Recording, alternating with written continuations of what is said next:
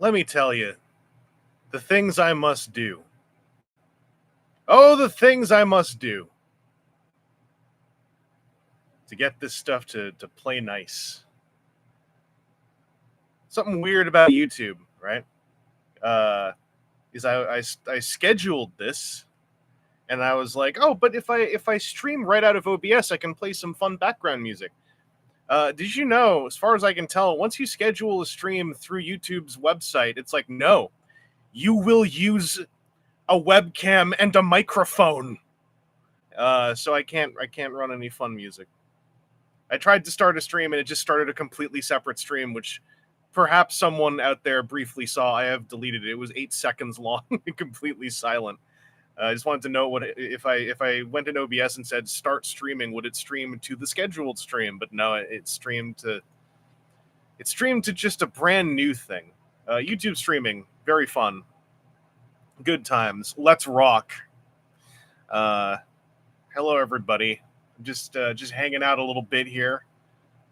Stream is going to be happening soon. Ben Walters, my day's okay. I got some mail. It's also tabletop-y. Would you believe it? And I set up a fun little thing here. To pause, howdy. Can I see participants? That erases the chat if I do that. I don't like... Why did it hold that for review? Show it. It's a happy little emoji. Shadow Scribe, hey there.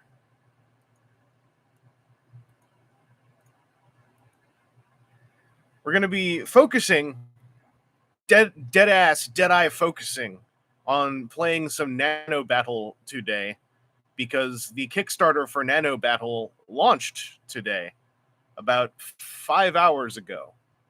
And I would like that campaign to go well, because I think it's a neat game. And a lot of Kickstarter board game campaigns just go well because they don't need the help so much to go well. Smaller stuff like Nano Battle, I think, needs a highlight, and I think it's cool. If you haven't seen the campaign page, there will be a link. There should be a link in the description, actually, but I'll have a link displayed on screen. I'll also have an Extra Life link displayed on screen, because I'm still raising money for Sick Kids Hospital. We're at 100 something, and if we hit 500, I have set the stretch goal for the Extra Life fundraiser of hard karaoke on stream. Just FYI. Sam Wellbell, Instagram, Robot Lorekeeper, stream time. What about what did Instagram do? Oh, typo. I was gonna say, I don't know how to split this over to Instagram. I'm not stream savvy enough yet. I don't even know how to. I mean, I know there's software to do it, but I'm not even set up to split this over to Twitch. I assume there's a way that you could like siphon a stream like this off towards Instagram, Facebook Live, etc. But for now, we're just, you know what, we're OG. We started here on YouTube, and god damn it, we're gonna stay here. I should switch over to my fancy camera setup so I can start showing you my mail. So, gamers, welcome to the Nano Battle.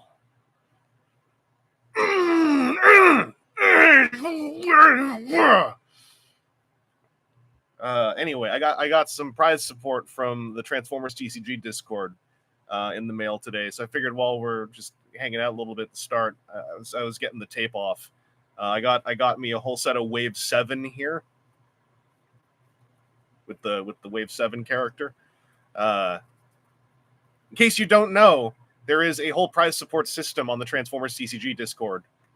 So these are the really nice, very like feels almost exactly like Wizards of the Coast cards that are being sent out as prize support. The whole system now is that as you just play on the server, you accrue Shanix, and there's a little shop bot on the Discord server that keeps track of your Shanix, and you use the Shanix to get prizes. There is no real money transfer involved. There's no shipping involved. You get Shanix, and then you get cards for your Shanix.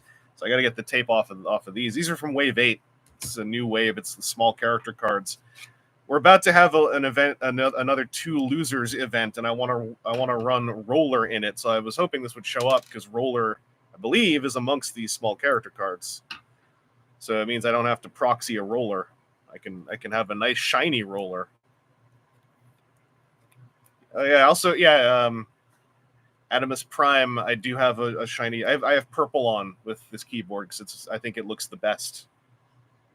Roller does not transform, but Roller is not free, but nearly a free inclusion if you run the combat trailer stratagem, which I have proxied because that's a big card. Roller's in here with Infinitus. So where's the boy? Yeah, there's the back, and here's the boy. I don't know how to make this autofocus play nice, unfortunately, unless I lean my arms all in here. I would show you on here, but I don't know if you can tell. I'm mirror flipped so that it's not as disorienting, because otherwise I'd be looking away from the main image, and it. So Roller does not transform, but Roller can use upgrades that only go onto Optimus Prime. So you can put an Ion Blaster of Optimus Prime onto Roller, which is good times. What else is in here that's neat? Oh yeah. I don't have everything for them because part of it is a large character card, but I have begun the process of forming Roadmaster Prime mode. Wait a second. Get out of the way. There we go. Here's the last bit. There it is. So I gotta get Big Detritus with the big characters to go on the bottom, or I can just proxy it. Why is this? Hang on. Show. I said hold questionable messages for review, but it's holding things. If you say the word ass, it's holding it. So I apologize. But yeah, Robot Lorekeeper. They're called stratagems because we who play the Transformers TCG are geniuses. Elson Quizmorio, tacos or burritos? Tacos, but burritos are pragmatic. I won't turn down a burrito. But if I have a choice and I'm sitting at home, I kind of like tacos more. Oh yeah, and we also got Scorpulator, the Desert Rose. When Scorpulator dies, boom, turns into 2 upgrades. So Weaponizer, right? Yeah, Weaponizer. And a Constructicon. Then who else is in here? Got Wing Thing, Roller, Infinitus, who is an Oppress Head. Yeah, to pause. This is the Power Core Combiner. It's a Detritus who spits out these drones, and then as you spit the drones out, you can eventually combine. I also got Sound Barrier here. Battle Master turns into a usable ramp. Solar Bot, aptly blowing out the camera. And we got Quig. Remember Quig? It's Loudmouth's head. Good old Quig. Anyway, got those. I got Wave 7. And I also grabbed a couple of art prints. So this is Detritus's alt modes. This is on the big card that I don't have a proper copy of yet. I got to make a proxy of it. And then this is one of the tentacles. This is signed by the artist. I believe the artist on this is Snowy, who's been doing some kick-ass art. I'm looking at the wrong camera. I'm looking up here. It's over here. Doing some kick-ass art. Anyway. Oh, yeah. Also got the these cards here that replace a couple of Wave 5 cards that are a little overpowered. So we got the Mecha Star, which is also a little nod to good old Derek J. Wyatt. It's animated Prowl's Mecha Stars. And the Hand of Adaptus, because there was this card called Mission Briefing that was a little bit not like inherently busted, but it was creating this poor scenario on a design space where you had to bear that card in mind just for designing characters who have only a bot mode or start in a bot mode. it meant that you could ramp your card draw a little bit ridiculously. So Hand of Adaptus, it's for everyone who's in bot mode.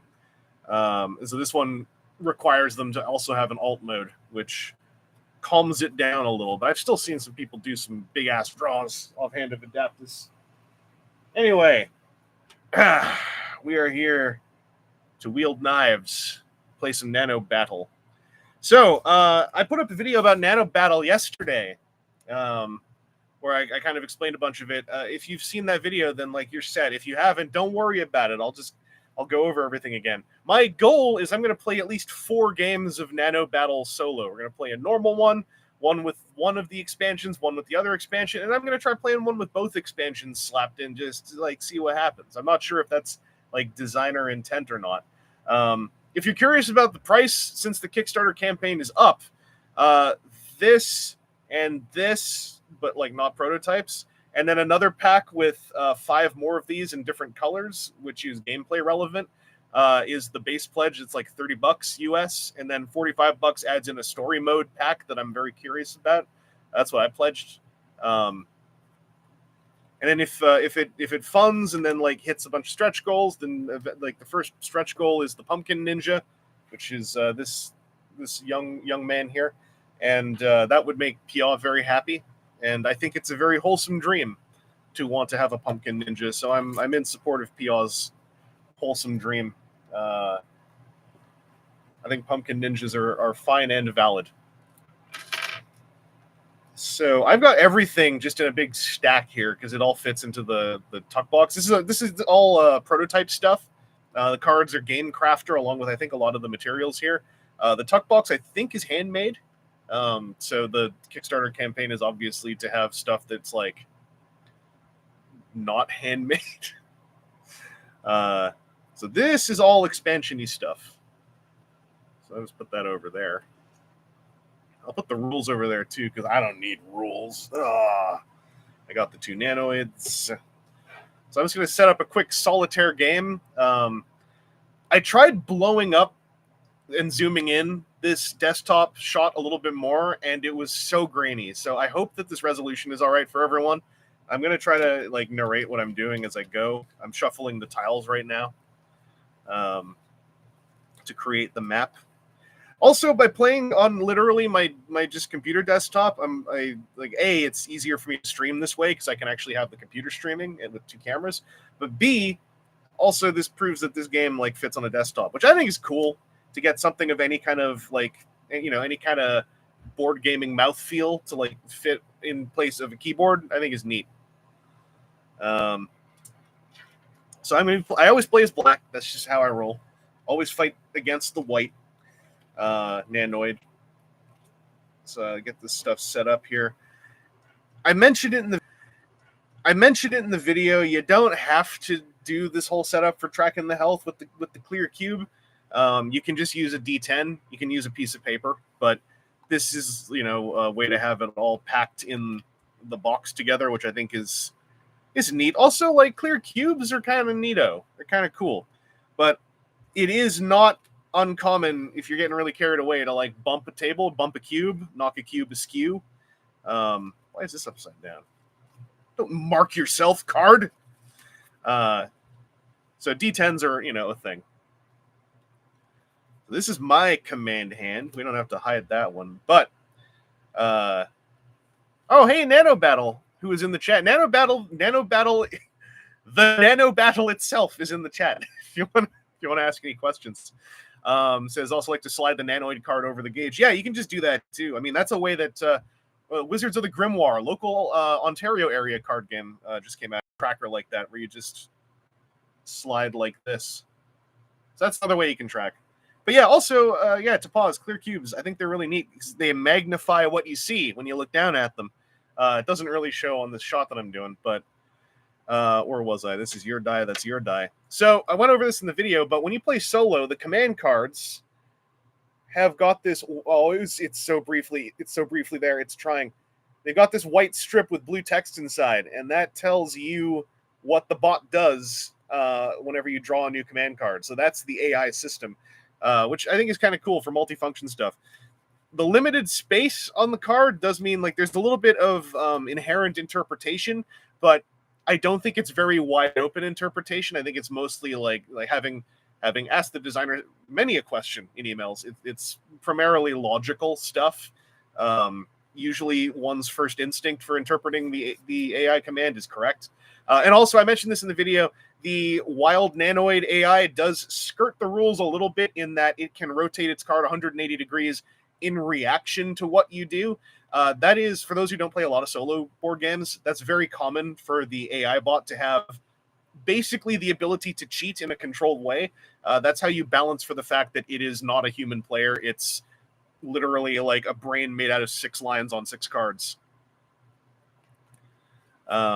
Yeah, Shadow Scribe. There are some very bloated games. I like a lot of bloated games, but boy howdy, are they big. Like, I got Sleeping Gods that I still haven't played because I'm like, I don't think this fits on my little like 33 by 33 card game table. And that's the biggest table I own, so I don't really know what to do yet. So I'm going to put this stack here. This is my hand here. I wonder, should I get the fun? Nah, I'll show you the fun thing I have.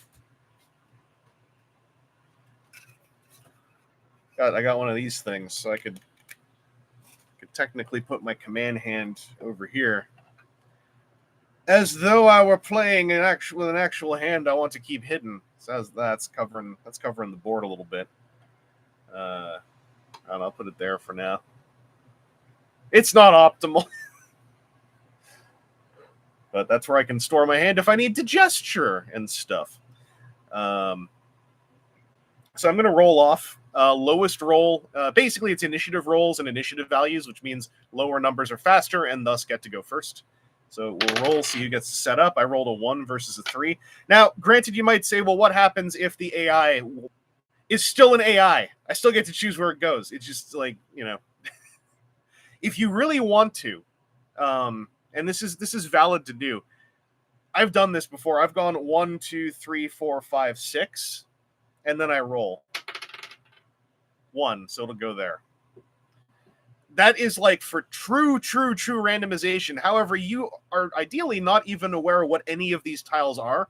So really the initial roll-off is just to establish color identities for these two at the beginning, because since they're black and white nanoids, their color changes to always match the face of their own personal die. Which I went on in the video. I think it's a really cool way to get excitement into the 1v1 out of ostensibly a starter deck package. So what did you land on, enemy? That is a different factions tile. I don't remember the faction names offhand, but I got a card that'll tell me.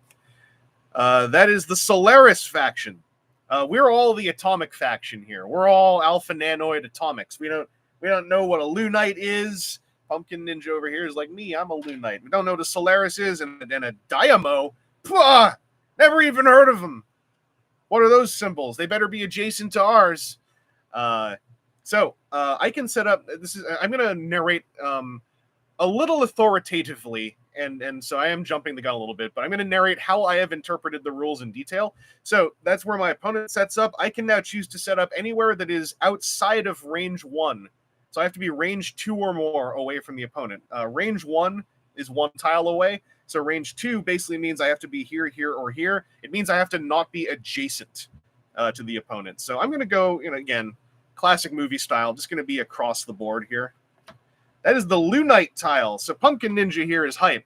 Pumpkin Ninja's like, that's me, that's mine. And I'm like, yeah, that's too bad. You're spectating. So I'm going to hang out here. So neither of us currently have any bonuses. I misinterpreted a rule, so I will say now, if I wanted to get a color bonus off of this faction tile, that is where I could attempt, as detailed on here. Haha! I thought I was going to trick it. Anyway, that's how I could attempt a temporary alliance with any other non-adjacent. I misread that non-adjacent part. It's really easy to misread rules when you're by yourself. So, currently, I can try to get a faction alliance to get a boost off here if I have a matching color by rolling a 4 or higher. If I do not, sorry, if I'm rolling a 1, 2, or 3. If I roll a 4 or higher, I'm rejected. I don't get the alliance, and I take a damage. I lose 1 spark. So, what am I going to do first? No one has any bonuses. There's no heal tiles. So I would like to go exploring first. So I'm going to go for... Wait, I got upside down cards. Just the one. I'm going to go for a dash. I'm gonna take a risk. I might get shot in the face. I won't get shot with the Ultra since the faction tile's not out. However, one thing about this layout, because it's just 7 tiles, you are always within range 2. And the Super has a range of 2, the Mega has a range of 3, and the Ultra has a range of 4. So in the 1v1 Rumble Pack setup, you're always in range of every attack except for the most basic one. So it does crunch down the decision space a little bit in that you're never really going to dodge out of the way unless it's the basic attack. So you're always at risk of getting shot in the face. That does also mean it plays pretty fast. So what is my opponent going to be playing here? They're going to do a run. So I'm 2, that's a 4, so I go first. I'm going to dash. I'm going to go to the middle tile. I'm going to see if we get it. That's the heal 2 sparks tile. So I heal 2, but I'm at full health. I knocked my cube over, but I'm at full health, so nothing happens. However, whenever you move on to this tile with the +2 in the middle, you get 2 health back. That is kind of cool to have in the center. It basically means we could prolong this game a whole lot because we're always going to be able to hop over and get 2 health. So the Wild Nanoid says on the AI strip, move towards the closest face-down hex. Otherwise, target a matching faction node. So there are 2 face-down hexes in range. Run with a range of 1 means they're going to move 1 space. Let's say this is 1, 2, 3, 4, 5, 6, because in my perspective, that's top and bottom. Their die is currently showing a 1, so we're going to go for 1, 2, 3, the top one. Oh, nice. So that's the -1 tile. So when they land on this, they actually take a damage for landing on that. The use of that tile from this point onwards is you could set up a shot with the rocket punch, the super, which pushes them back 1. If you push them back into like a barrier, like if you can't push them back 1, they hit the barrier of the map, they take a damage. However, if you push them back onto that -1 tile, they also will take the additional damage. A little bit of a thing you can do. That could be a punish if they go onto the +2 spark tile and heal up. It's like, yeah, well, knocking you back for 2 in that direction. Well, for 3, actually, in that direction. Unless they roll armor. I'm getting ahead of myself. Next turn. I still don't know where the faction tile is. But I don't really want to move anymore. I want to follow my rote way of playing, which is I want to use this card last. My other movement card, number 4, because swap doesn't do anything in a 1v1. So I want to make this the last card I play, so it's the first card that gets disabled out of my hand. So what I'm going to do is I'm just going to take a little chance here. I'm going to take a swing. I'm going to attack. We'll see what they do. They dash. All right, they're going to get hit. So they go first. Their card's number 2. Mine's number 3. Their AI strip says move towards the closest face down hex. If none are face down, endure. Endure would defend them against the rocket punch push, but there's a face down hex here, so they're going to move towards that. That is our faction tile. All right, so that's dangerous. Now they could shoot me with the Ultra, like literally next turn. However, I'm going to attack them, so they're at range 1. I'm not on a faction tile, so I can't get any kind of color bonus. So I'm just shooting at them for 1. So on a 4, 5, or 6, their armor fails. I rolled off the table. I rolled a 2. Their armor does not fail, so that's 1 attack versus 1 armor. Negates my attack. Nothing happens. Now, they've got 4 cards left. One of those could be the Ultra. One of those could be the Super. There's a 1 and 2 that I'm dodging something. So I think I'm going to take a chance. I feel like I'm going to get shot in the face. So I'm going to dodge. This lets me avoid being the target of any attack. What are they going to do? I haven't been checking the chat, by the way. Here it comes, Mega. Okay, so I'm going to stay with dodge. I don't want to get hit by this. The AI strip says target 1 nanoid with the fewest sparks. Use Ultra if on its faction tile. It's on its faction tile, so it uses the Ultra. Can't target me, though. Whiff! Oh, damn. I feel like a powerful gamer. So Now I'm sitting a little bit like the only thing I have to worry about is they still have dodge. I don't want to blow the Mega Ultra right away. It's a So I'm gonna go for the super. If they don't dodge it, I still get a decent chunk of damage, but I know they're probably gonna dodge something that's cool. On Spark Node hexes, there are no power node restrictions. Oh, so I can use it. Okay, so I was pink. Okay, well, thank you for that. So there are on the power nodes. The power nodes are these color things here. So on a Spark node, one of the healing or damage ones, you just get to use the color bonus. But I was pink. My color bonus was 0, so that actually doesn't change anything. But thank you. That's good to know. I've been, excuse me, misunderstanding that rule a whole bunch. I'm going to have some fizzy drink. Also, this is a computer chair, which means it just sank because that's what happens with these stupid gas cylinders. We're back up. I hate when my chair sinks. So I'm going to go for the super. Let's see what they go for. They're going to attack me. All right. This is good. I invite this. Please do attack me. I think I'm going to win this war of attrition. So they get to attack first because their card's a 3, mine's a 5. So they attack me with pink +1. They attack me for 2. 2. So I got to roll armor. I rolled a 1. So my armor does not fail. So instead of taking 2 damage, I only take 1 damage. We're neck and neck, 9 and 9. My identity's changed to... Oh, that's bad. My color identity has changed to gray, so now I'm at -2 power on this node. I don't like this anymore. So on my activation... Yeah, I'm going to flip over to sprint. Because otherwise I'm attacking them for like maybe 1 or 2. And I want to try to reveal that other healing tile. So I get to activate run with +1 range. That means my range turns into 2, and I can move up to 2 spaces. Here's a question to make sure I've been playing this right.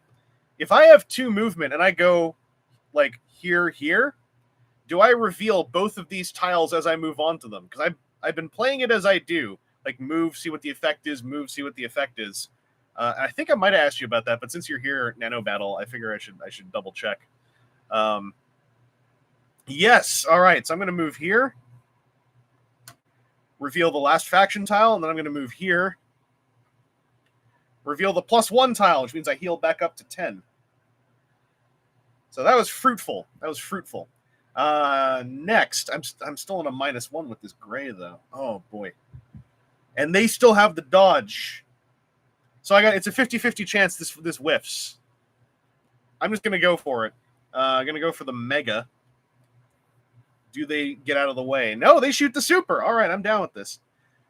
So their super is a 5, Mega is 6, so they go first. I'm in range, so they're going to target me. So they are currently pink. They're targeting me for +1. That's 1, 2, 3. So I do an armor roll. I rolled a 6, so my armor fails. So I take 3, and I get pushed back. I take 4. I bump into the wall. So I'm down to 6. So that was +1. Base power is 2. +1 for rocket punch is 3 damage. Push me into the wall for a 4th damage. I'm now green, so I'm on a color modifier of 0, and I'm shooting my Mega at them. So the Mega will be for 1 + 2 is 3. Their armor will fail on a 4+. Their armor fails, so I hit them for 3. We are still neck and neck, 6 versus 6. Oh, hey, Picky Peeves. Yeah, I just started. So now we're on to the last cards played. I'm going to play Run, and they are going to dodge nothing, and they've lost dodge. That's juicy. So they dodge. Oh, they get a boost, though, next turn. So when a revealed... Oh, no, when targeted, dodge. If not, or when a revealed card is rotated. Yeah, so this is where the AI plays outside of the order a little bit. Basically, if the dodge doesn't get used, they get the boost. And that's fair AI design for a solitaire board game experience. So they're going to wait and see what I do. I'm going to go for Run, which is I get to move 1. I'm going to move... onto the +2 and heal up 2. And then we now have no cards left in our command hand, so the last card we played, they each get disabled. So I'll just put those up here. Put them sideways, a bit easier to tell. And then we get our hands back, so I reshuffle the Wild Nanoid.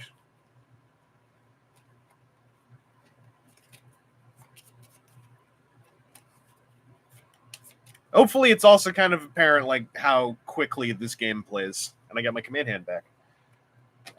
So this turn, I know they can't dodge anymore, and I want to shoot my Ultra at them.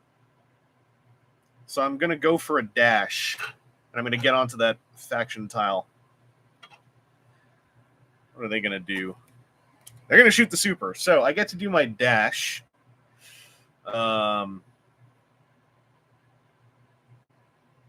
Currently, which one gives me the... Okay, they're both +1 if I'm green.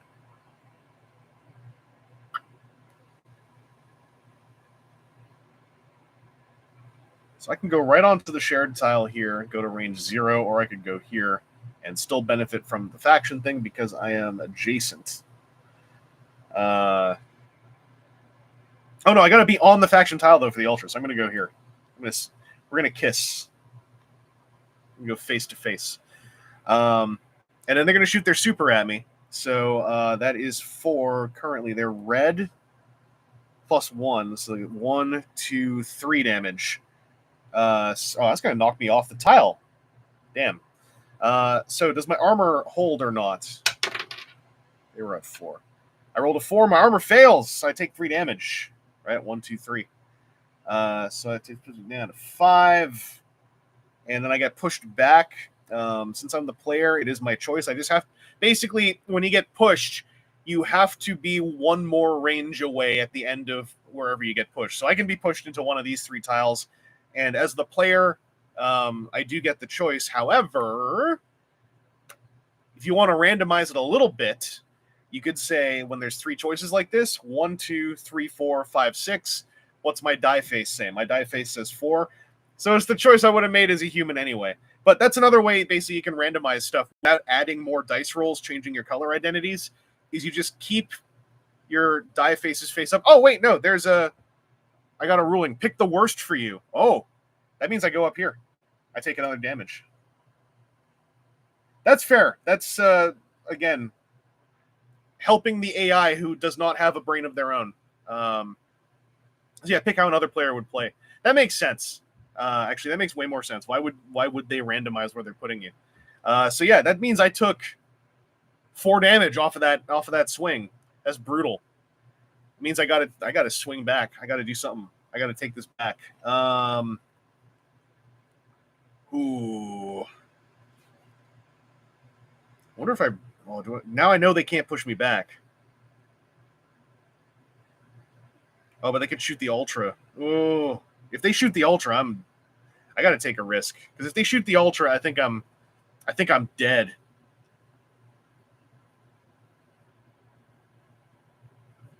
Okay, I'm gonna go less risky.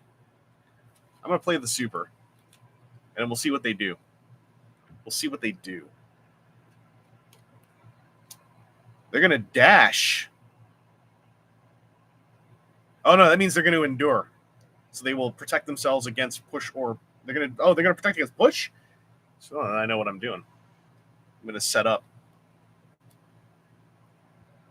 Oh no, wait, they go first. So they move towards the closest face down hex. If none are face down, endure. So they endure, which means that now they ignore special effects and push or pull for this activation and the next. So I'm not going to shoot my super at them. I'm going to change to sprint, which means I get to move 2.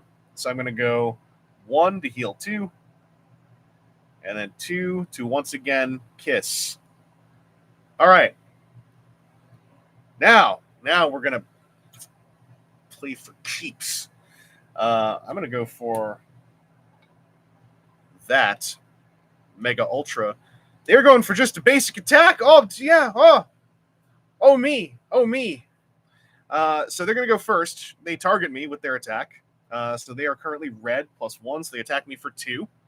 Does my armor fail or not? My armor does not fail, so I take 1 damage. And now I'm on our faction tile, so I'm going to activate the Ultra. I'm gray, so I have +1. So I need... here's a question. When I do the Ultra roll for the 4-up, do I do that and then apply that color identity to the overall attack, or am I applying the gray color identity right now? That's another... I can't remember if I asked you that one.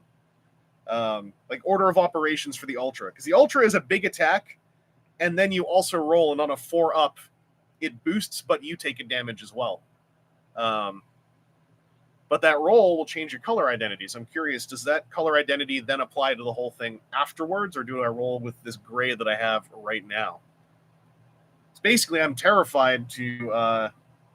actually, I'm not terrified to hit a blue. That just means it'll counteract it. Color at the end of activation, so it'll always scramble. Okay. So I'm shooting my Ultra. I got to roll a die to see if it, overloads. I rolled straight to 1 again. So I don't overload. So I'm just rolling with what I got. So I'm gray. So I'm +1, 2, +3 is 5. So I'm shooting 5 damage. Oh yeah, you're right. I always forget about that. So I can re-roll a die result once. And must use the new result. Lucky Bolt's skill. I always forget about the skill. I'm going to go for the reroll, see if I can get the bonus damage.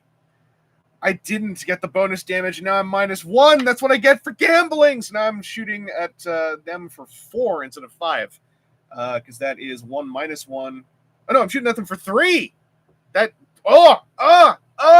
Okay, so are they going to take 3 damage or 2 damage? They're only going to take 2 damage. Oh, no.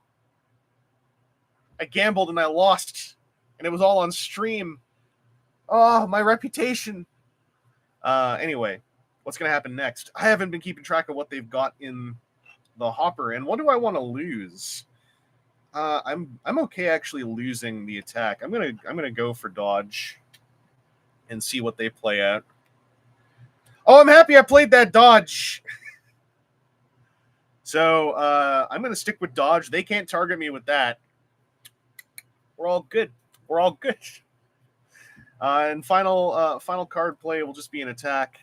They will be playing run. My attack will go first. I'll be attacking them for 0 right now, so I'm going to switch to guard. Get that armor bonus for the next turn. And then they are going to go towards the closest face-down hex or target matching faction node, which is this one, so they're just going to chill out. And then we lose these 2 cards. For my own memory, I'm just going to have guard sitting here like this for a second, because I have that for the next activation as well. So basically that means that my armor is +1 and my armor fail, instead of being 4, 5, or 6, is only on a 5 or 6. So that's my new command hand, and this is their new command deck. Down to 4 cards each.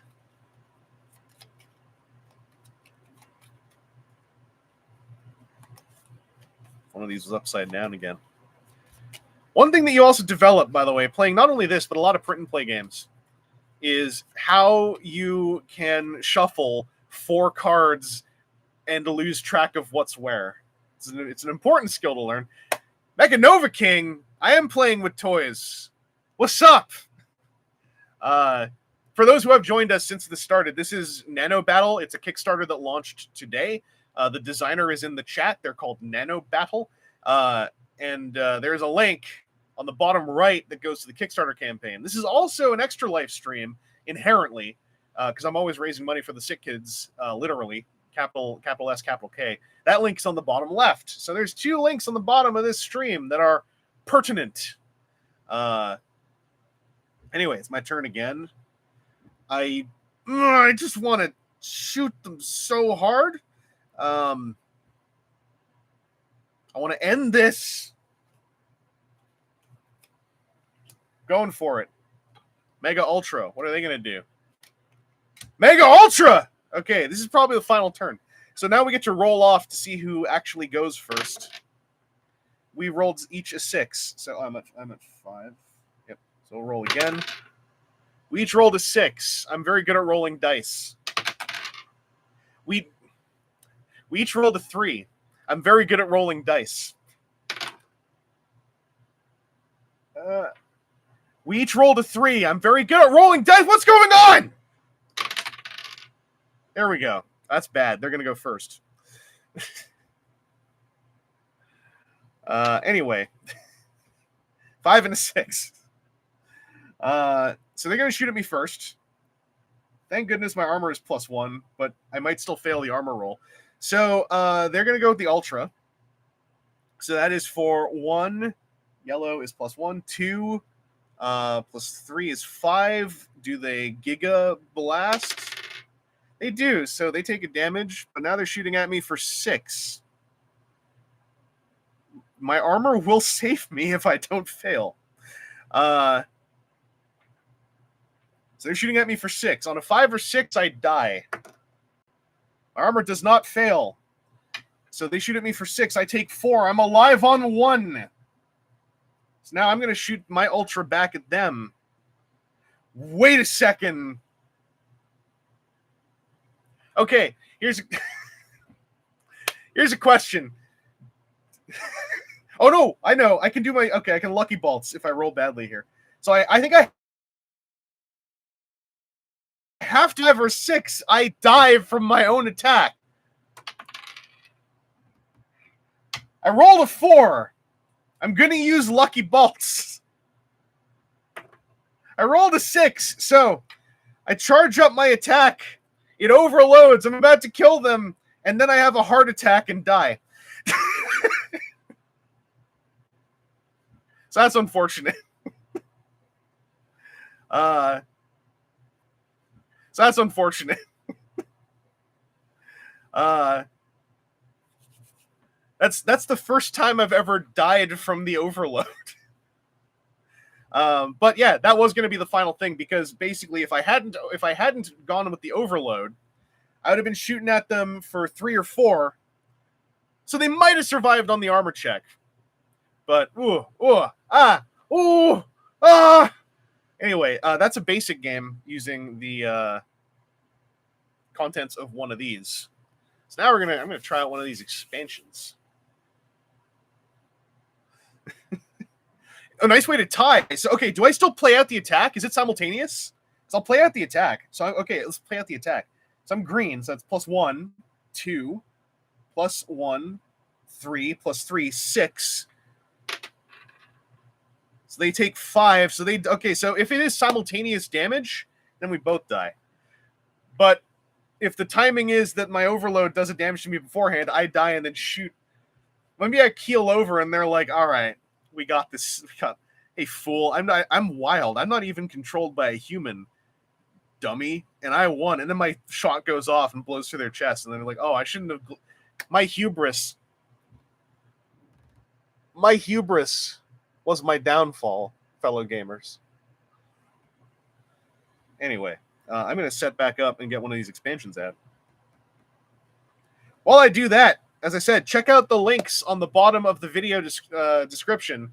Well, check out the links on the bottom of the video or in the video description. They should be there too. The effervescent, always present link is the Extra Life link.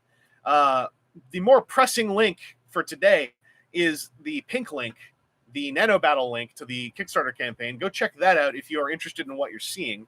I should mention that I am not an employee of the Nano Battles, nor am I actually connected to the game whatsoever outside of having been sent this prototype.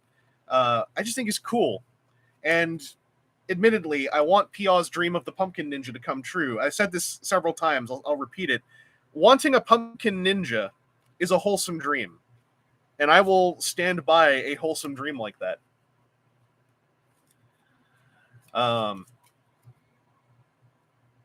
Okay, Nano Battle says, technically it would be your loss, but a tie on the same command is near simultaneous, lost by a fraction of a second. Yeah, so mathematically, I still lost that one. But there's a chance that the wild nanoid still got itself blown up by, like, staring at the glowing cannon for too long. Oh yeah, Mecha Nova King was asking about the theme of the factions. And so the Mecha Atomic is a robot head faction. Solaris is humans from parts unknown. Lunite is monsters horror theme. And Diamo is aliens and weirdos. So what if I'm a monstrous horror weirdo human? Oh, I can't roll robot into that too. I can't be all four. How can I Mary Sue this?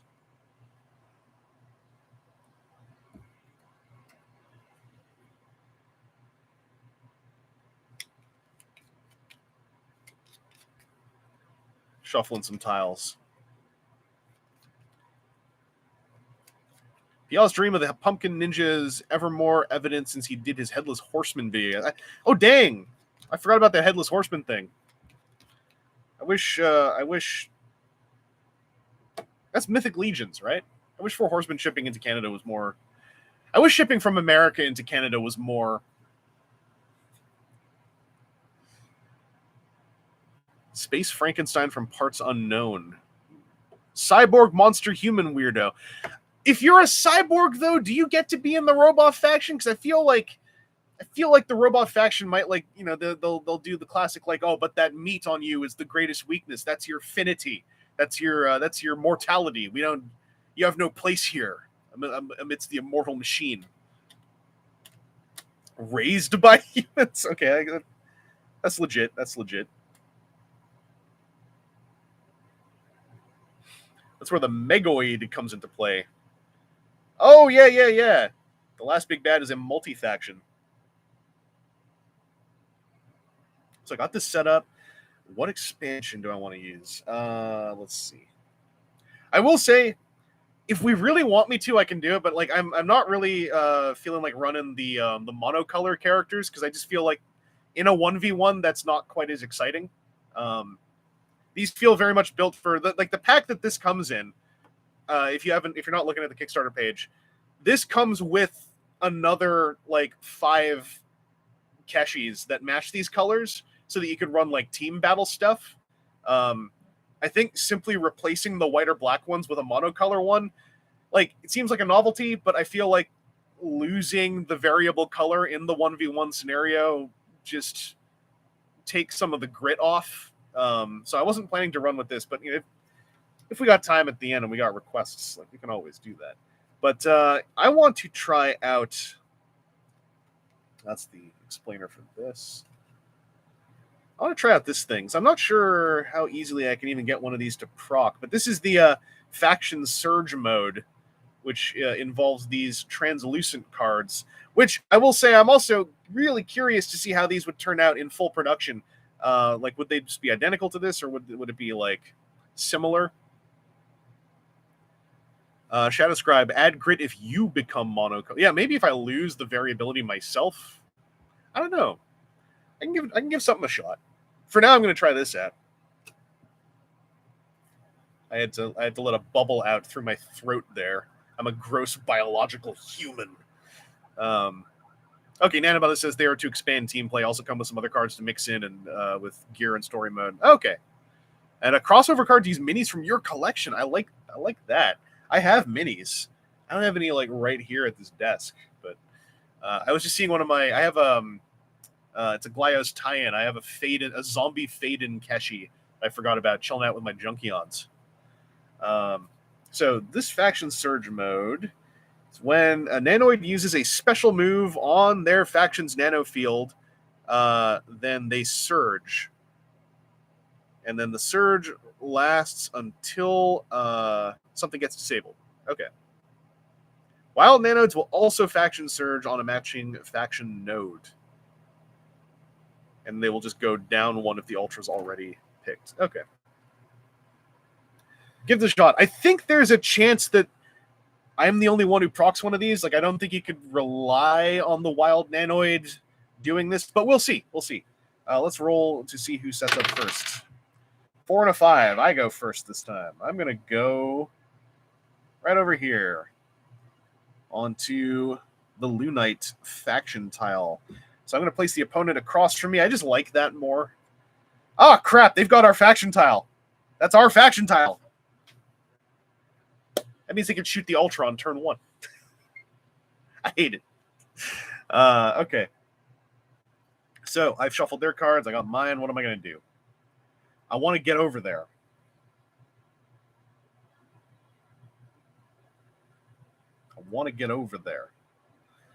So I am going to play Super. You're going to die.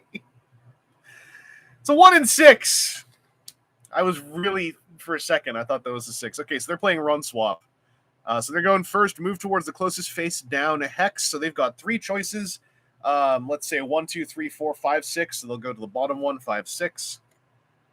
That's another faction tile. And my Super, I am going to change to Sprint. So I run with +1 range, so I'm going to go 1, flip over the middle tile. That's the +2 heal. Okay, good to know. And then 2 end up on the faction tile. All right. So here's a question. I am assuming that I don't surge if they dodge my Mega or my Ultra. I'm going to put that out there, and by the time I play a card, we'll hopefully have an answer. But I am assuming that if they cannot be targeted, I don't surge. But let me know. I'm going to be greedy. I'm going to hope they don't dodge. It's a 1 in 5. They did not dodge. All right. So they go first. They're going to shoot their Super at me. Oh, that's bad. They're going to knock me off the faction tile. Damn it. All right, well, we'll see what happens. So they'll shoot the Super at me. Does my armor break? My armor does not break, so they are shooting at me for 2 -1, so I take 1 damage. And I get pushed back 1. I can be pushed back 1, which is a bummer. So I'm pushed off the faction tile. Onto the +1 heal, though. So I heal back that damage I took. Ah! Oh, wait a second. Let me check something here. They were yellow. So they were on... Sorry, I missed the power nodes. They got +2, so I still take 2 more damage. So I would have taken up to 7, then I heal 1, so I'm at 8. We corrected. That's a thing to get used to doing when you play solo games, is like try to catch stuff as it happens and figure out, can I just easily apply what I forgot to do without having to like redo tons of stuff? If you've like drawn cards and everything's all messed up, sometimes it's like I just got to roll with what happened. But in that case, I could correct. So that goes over to me now. I am pink. I can't do the Ultra, so I got to shoot my Mega at them. So no target, you don't activate, so I'd say no. Yeah, that's what I figured. You have to actually be shooting the thing at them. If they dodge it, you're like, well, I can't target anyone. So I'm going to shoot my Mega. Does their armor break? It does not. So I'm shooting at them for 1. I'm pink, so -1. So 0 plus 2. So for 2 -1, they take 1. Okay, so they can still dodge, but I am not really in the mood to attack them now. I want to make sure I get back onto the faction tile. And they still have the Mega Ultra, which is a little freaky.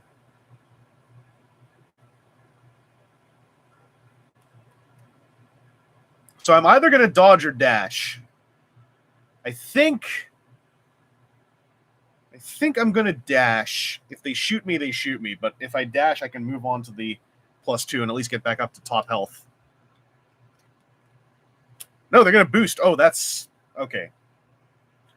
There's a lot of information now. But, so they're using the AI version of dodge. So if I don't shoot at them, it turns into boost.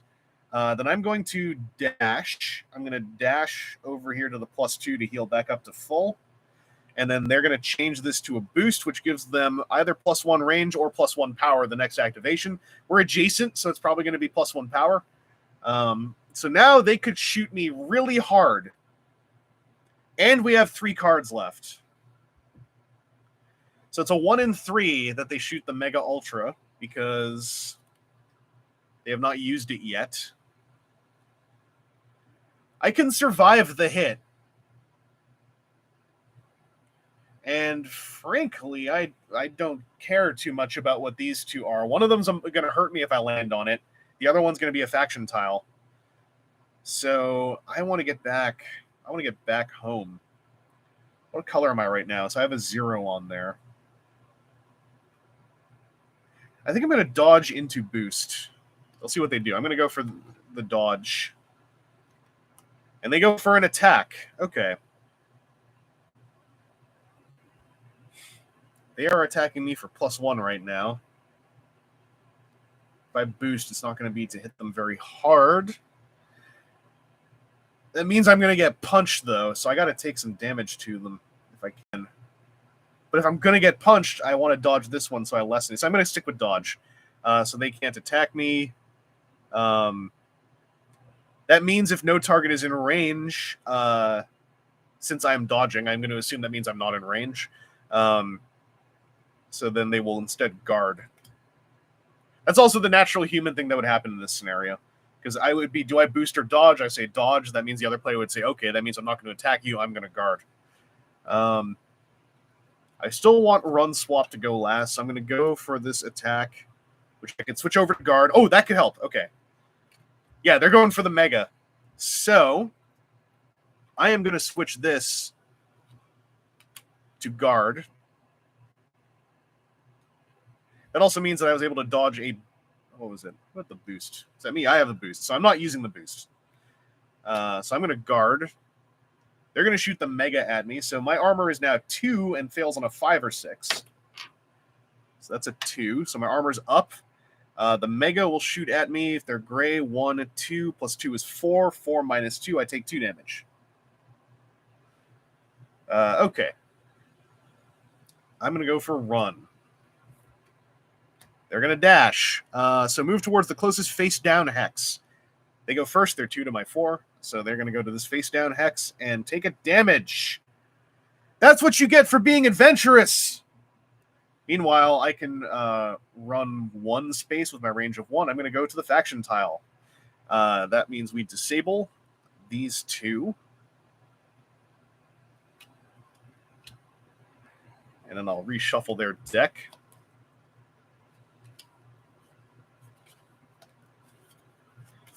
I do want to thank the Transformers TCG for giving me the ability to do these +1, -1 arithmetic conversions extremely quickly. That's honestly the reason why my brain is so flexible for doing that stuff now. Also helps me play. I just tried out this game for the first time yesterday called Hexplorit with an H because it's hexes. That has a whole lot of basic arithmetic, and Transformers TCG has just made me so lucid with the basic arithmetic. Oh, now I want to shoot you so bad. I'm going for it. Are you going to dodge? Okay. So they dodged my Mega Ultra. That's fine, though. So nothing happens. That means I know they can't dodge. I know that they can't dodge my super. I'm going to get one of these faction searches. Mark my words. All right, so they attack. I am not in range, so they will guard. They go over to me. My super will go off. So after activating, so I do the super and then I put the thing on me. So my super will shoot at them. They're in range. Does their armor break on a 5 or 6? It's a 2, so they have armor of 2. I'm shooting at them for with pink bonus 1, 2, 3 minus 2 is 1, so they take 1 damage, and they get pushed back into the wall, so they take 1 more damage. And I fired off a super, so now I get one of these. I get the super surge. Yeah, okay, I'm at 8 health if I bump this, so I remember. I'll show you what's happening here. So here's my character, right? Yup. Check it out. Oh, wait a second. If this replaces my super, then I guess... Oh, no. Okay. When this nanoid would move, you may choose any nanoid field up to their range. So that's not like, oh, so you shoot the super and then it turns into this skill instead. I get it. Now my range is 3. My armor is 0. All right. So if I would move at all, I'm basically getting to run.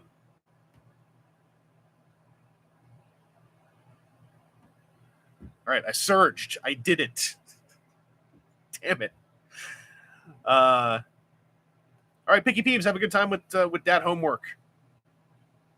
I mean, best time you can have with that homework, I guess. Most people end up going like, what do you mean have a good time with the homework? But you know what I mean.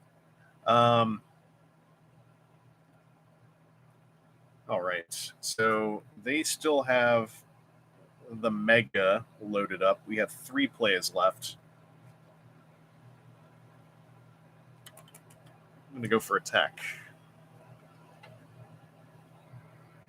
They are going to shoot a super at me.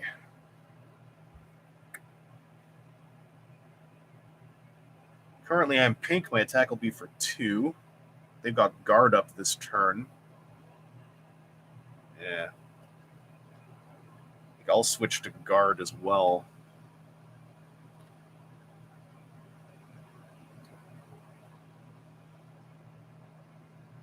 Because with guard, if they don't fail their armor, I'm just not going to hurt them.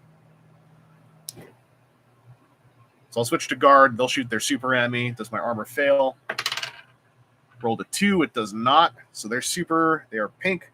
1, 2, 3. Blocking 2, I take 1. Can I move farther away from them than I currently am? I am 2 ranged. I cannot, so I get bumped into the wall and I take 1. Damn, we're neck and neck. All right, so penultimate play. What do I want to lose? I'm okay losing the dash. I'm going to go dodge. Well, wait. No, I have guard up. I should use dodge last. So I'm going to go for dash. And they're going for a run. Okay, so my dash happens first. So I can move up to 3, but I actually only want to move 1 because I want to go here to repair 2. Or go plus 2 sparks. And then they're going to run up to their range, move towards the closest face-down hex. There is still a face-down hex.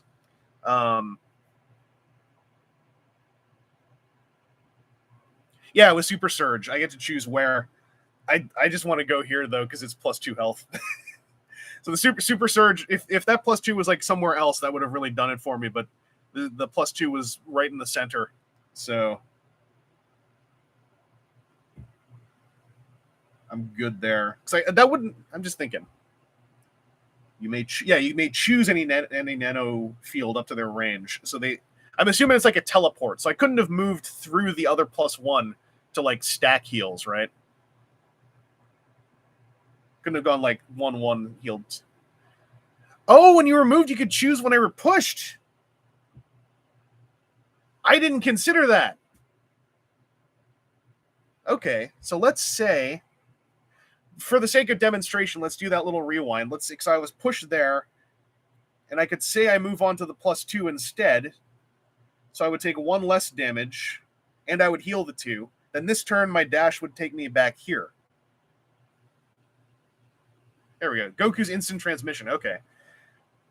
You can use that when you're pushed. That's very cool. So that just means, yeah, I healed a bit more. I'm still going to move back to the faction tile because I want to be set up to start shooting again. In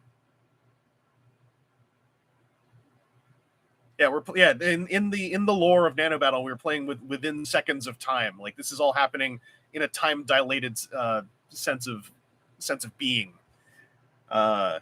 So anyway, yeah, they run. There is an unflipped hex up here. They would go through the plus 2, so they're going to heal 2. And then my last card is dodge. Their last card is Mega Ultra. I'm staying with dodge, so I'm dodging it. And then they are losing their Mega Ultra, which is big time stuff.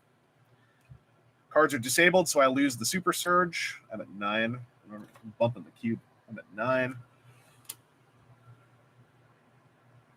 And then I will reshuffle this little deck.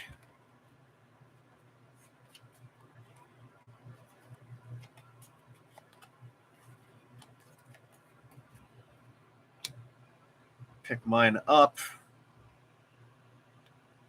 I want it. I'm playing Mega Ultra. I want it. They're dodging. They're not letting me have it. That's fine. Oh, every time.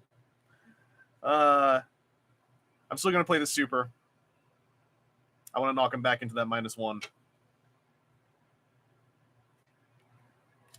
Oh, they're moving. Okay, so they're playing run. Run happens first. They will move towards this face-down hex. Still in range of my super. Oh, they're against a wall now, so they'll take the wall damage. AI trolls is harder than people sometimes. So I'm pink, so I'm +1. Oh, does their armor fail on a 4, 5, or 6? Does not fail. So I am pink. That's 1, 2, 3. -1 is 2 damage. They go to 6. The push bumps them into the wall, so they take 1 more. And then we can... and then I fired off a super, so I get my super surge. What this immediately does for me is gives me range 3, which means that my basic attack, which is range 1, can now hit them when they're that far away, which is still some pretty good stuff. And I'm going to shoot at them because I want to keep up the pressure. What are they going to do in response? They're going to shoot too, so we roll off. I rolled a 5, they rolled a 6. So I go first. My attack, I'm yellow now, is going to be for 2. Does their armor break? Their armor breaks, so I do 2 damage. And they shoot back at me. They are red, so that's for 2. Oh no, I'm out of range. I'm out of range, so they guard. But I went first, so the guard does not take effect until now. Hell yeah, okay. So now they're on guard, but I'm out of attacks, so whatever. I welcome you guarding. Go for it. So I am going to, for my last thing, I'll play Dash. They are going to play Super. I get to go first. Oh! Yeah. Okay. So I'm going to use my Dash to go here and heal 1. And then they'll shoot the super at me. Does my armor fail or not? My armor does not fail. They are red, so that's 2, 3, 4, -1 armor. So I take 3. I get pushed, but my super surge means I get to instant transmission. I'm going to instant transmission myself. I want to kill them. I mean, it's a faction tile. Then these get disabled. I lose the super surge. We have 3 cards left. Hey there, Ultimate Knight.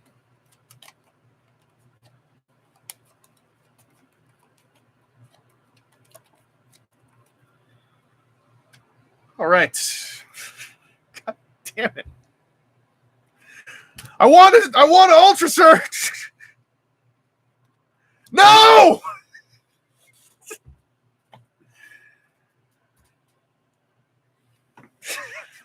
It's fine. I'm happy. I think it's good that happened. I'm going to go for super. They're going to attack back. Oh, crap. They get to guard because I'm out of range. Go over to my super. I'm going to do the super. So does their armor fail? It does not. They have 4 health. I bumped that. So they are they're armoring up 2. I'm shooting at them for pink. It's 1, 2, 3. So they take 1. And they get pushed against the wall. Take another 1. Vexing! They are vexing me. All right. I'm going to go with my last card. They have a run. Oh, crap. So I'm going to attack. Because I have range 3 right now with the Super Surge. I've been Super Surging like a mofo. So there is that. So I'm going to go for the attack. Does their armor fail on a 5 or 6 because they still have guard from last turn? Does not fail. So that means I can't hurt them. No, I can. No, I can't. I'm attacking for 2. They're blocking for 2. And then they run, they go towards the, because there's no face down hexes, they go towards the matching faction node, so they'll head for the +2 and heal 2. They lose run, I lose attack. I swear. I have to fully randomize these 2 cards. Lose track of which one of these is the dodge.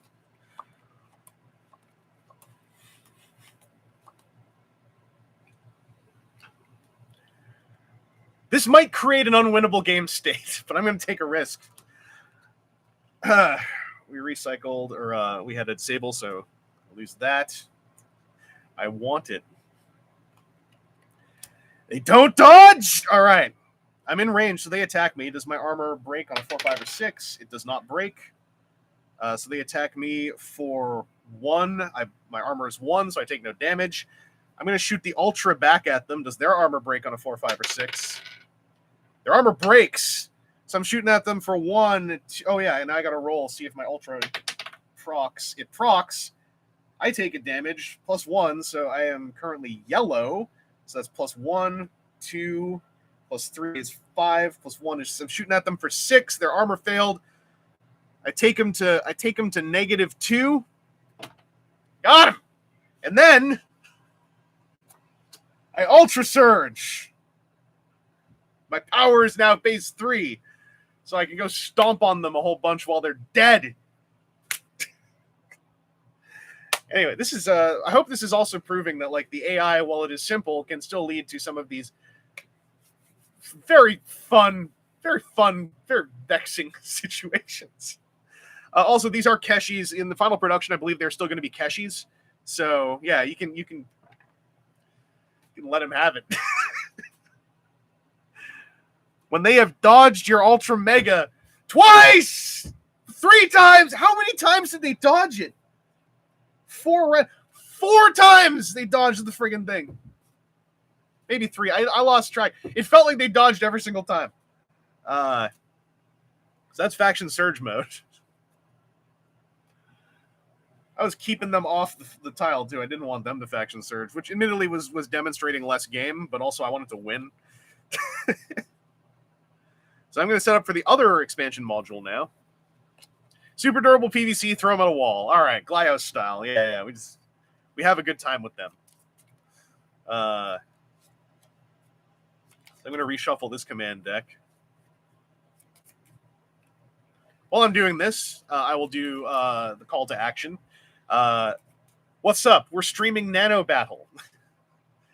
This is a game that just launched on Kickstarter today, November 1st, 2022. There is a link to the Kickstarter on the bottom right of your screen or in the video description if you want to check out the campaign. I recommend you do because I think it's a cool game. What can I say? PL would love for you to hit a first stretch goal because it is the Pumpkin Ninja. That is the first stretch goal. The Pumpkin Ninja is PR's very wholesome dream, and I'm okay supporting that. It's wholesome. We should all want for pumpkin ninjas in our lives. This is also, as my streams always are, especially when gaming, an Extra Life stream. There's a link to my Extra Life page on the bottom left of your screen, also in the video description. That is raising money for Toronto's sick kids. If we hit $500 before the year is out, I have to do a hard karaoke on stream. That's a stretch goal. It's you know what? One might say, well, Chris, don't you like karaoke anyway? And it's like, well, yeah, but you know, it's still a thing. I've never done it on a stream before. It could be a disaster. I'm terrified. These are all right way up. So the other expansion is the Nano Gear mode. This is interesting. I need to shuffle up the gear pile.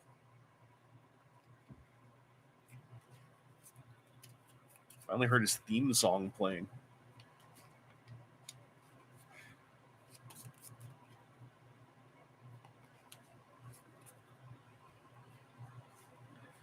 I should mention this streaming setup on my computer desk also will work for the Transformers deck building game, which I am planning to stream at least in some form very soon, because that is a streamable solo game, highly so.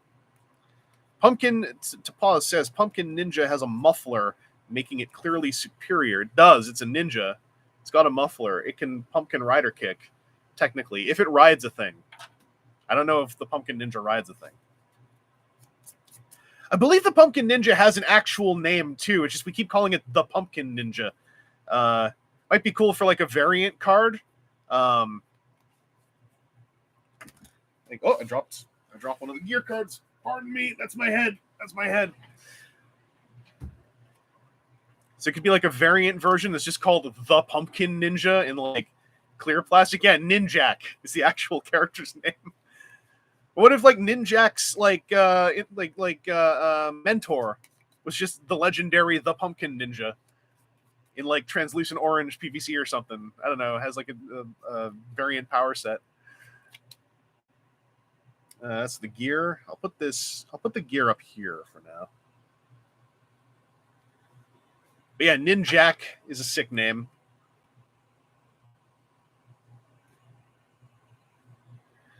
All right. I gotta reshuffle the tiles.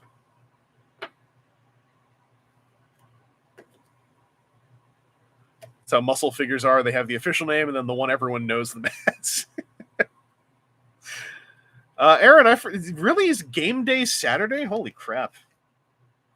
I never do any more like the full-on stream because it never lines up well. It definitely doesn't line up for me well this coming week, but I'm going to do some kind of streaming. I just stream multiple times, so I'll do some game day streaming. I'll do the deck building game maybe, some of that. I can't jank my circadians too hard because I have a thing I have to be able to function for on November 11. But I want to do some deck builder game. I have other things I'd like to stream as well, but stuff that streams on this desktop is currently perfect for this streaming setup. I don't have a way to easily stream with multiple cameras like on my table yet. Streaming with my phone, I just don't think is going to be very good for gaming. It's better for painting.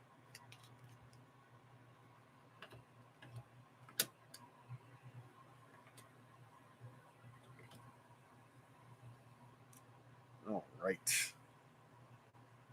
Like I could do some stuff in tabletop sim, admittedly. It's just I would rather do stuff with the physical games if I can. It's more fun.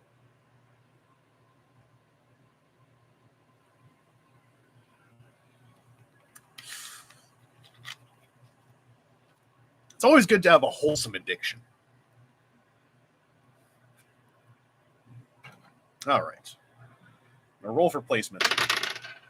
3 and 3. I'm happy there's like streamed evidence of my tendency to roll doubles constantly, by the way. 6 and 2. All right.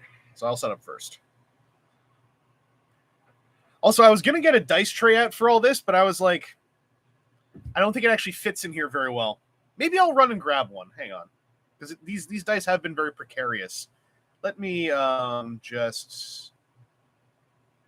Ninja vanish!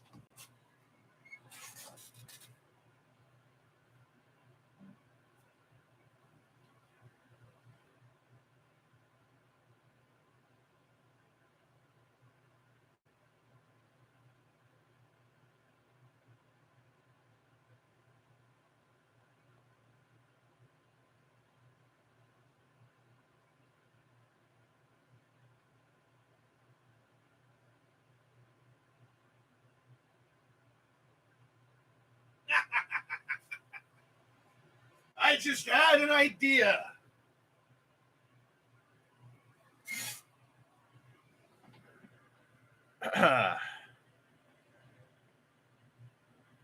Ninja return!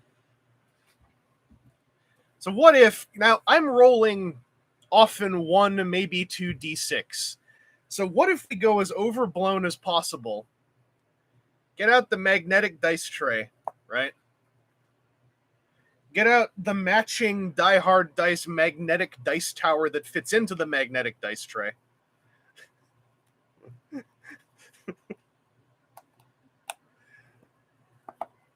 These will be the most deluxeified D6 rolls on the planet.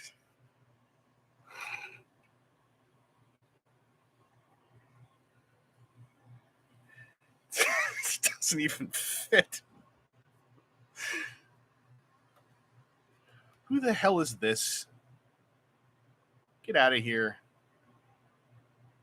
Spammer. What do we do? What do we do? Report. And what do we... the commercial content. Does that not get rid of them? Yeah, hide you. Get out. Hide. Bap! Bap! Got you. Crushed! I do like that this bot's attempt to spam is preserved with the way that I'm showing the chat in the stream. Good grief, the tower is bigger than the actual game. You're not wrong. Put it here. Put it here. This is idiotic. I love it. All right. When the next time these dice get rolled, they're getting friggin' rolled. All right. So I rolled low. I'm going to go set up in my same spot.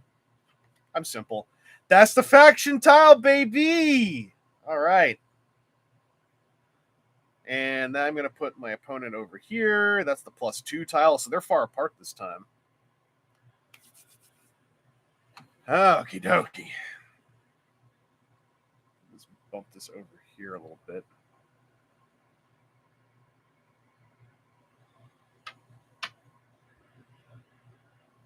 So let's make sure this is all good. We're all good. Dynamo Dave, how many dice can you throw in that thing? 20 easily. Easily 20. Where's... Yeah, where are my extra life dice? Here it is. Let's pop out the lush dice with the self spotlight. I'm gonna roll these as a set. Consider this a stretch goal of some kind. I'm gonna roll expensive dice in the expensive dice tower dice tray.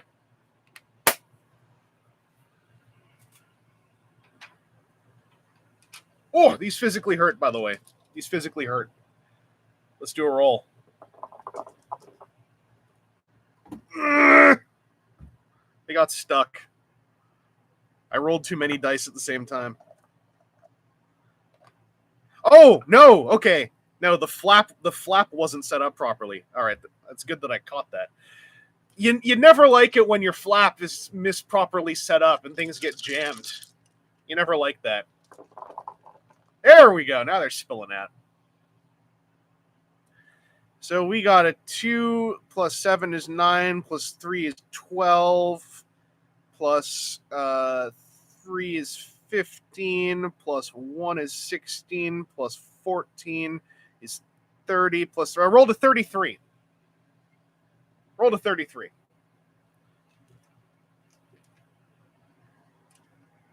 Wasn't too bad. Wasn't too bad.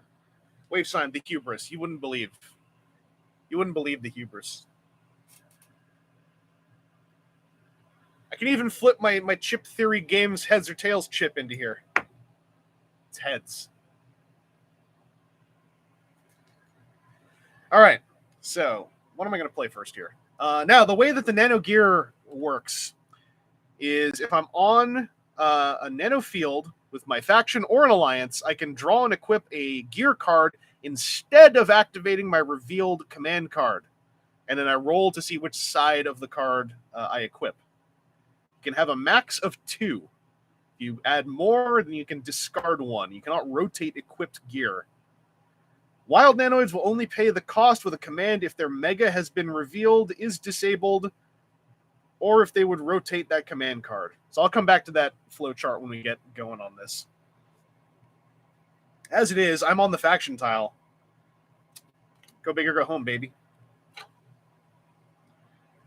What do they do in response? The super. Okay.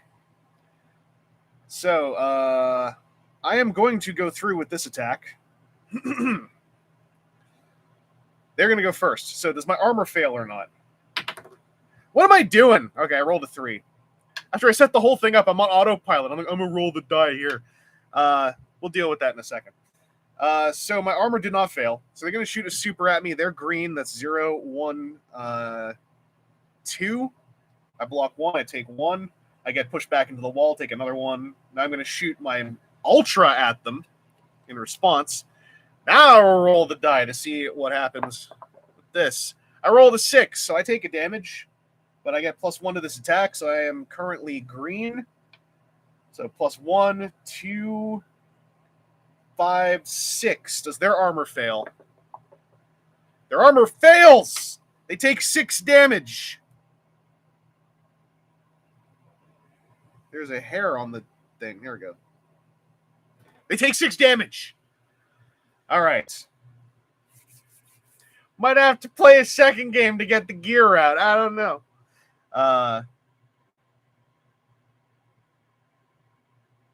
So their whole thing of playing this is if they have card 6. If card 6 has been revealed, has been disabled, or if they would rotate card 6, then they will instead do the Nano gear. So that's how I understand this. So this is, whoops. So card 6 has to have been in play. And then if they are going to rotate to the Ultra, they would instead do Nano gear? Is that what it is? Oh no, if they would rotate that, so if they would rotate the card that they're about to use, they would instead grab Nano gear. Right. Okay, any card. So if they were going to rotate a card, right. Okay, any card. So if they were going to rotate a card, they will pay it. If the Mega has been revealed or is disabled, they will pay it. All right, I get it. So while I'm here,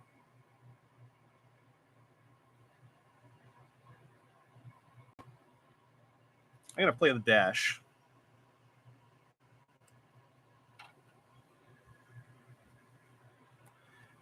They have revealed the Mega. So I will go first. I'm going to chance it. I'm going to not do this, and I'm going to instead draw a gear card. And now I roll a die to see if I use it basically says here, it says like math. Less than or equal to 3 or greater than or equal to 4. That's a 5. So I'm going to use the greater than or equal to 4 side. I get the Dynamo Sigil. Infinitely active, use anytime. I get the Dynamo faction. No Nano gear cost on this faction node. So hang on, let me put this under my guy.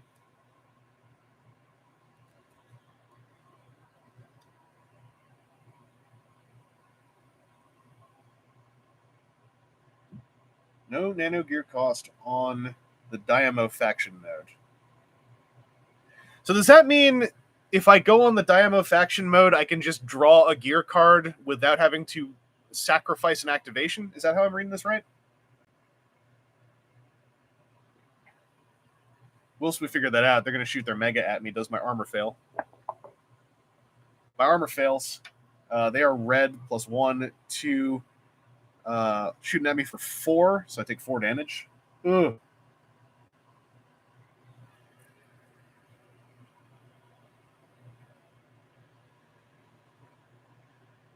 Okay, so I want to find that tile. In the meantime,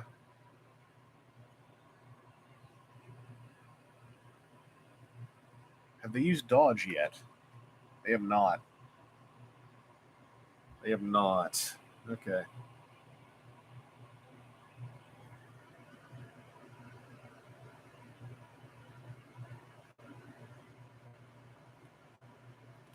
I'm going to play super. See what they do.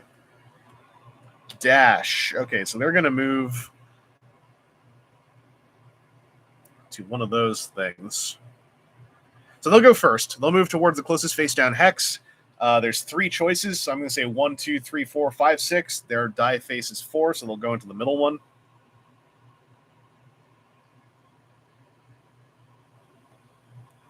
Oh, they heal 1. Also, Ultra on them freely, Alliance next to both. Yeah, so it's like I have that faction sigil as well. So now I'm like a dual faction, basically. And on the Dynamo tile, I can also get a free gear without having to sacrifice. That's kind of cool. Okay, that's kind of cool. So in my case, I am going to... They healed a bunch. So I'm going to switch over to Sprint, which will let me run 2. So I'm going to go 1, heal 1, 2, heal 2.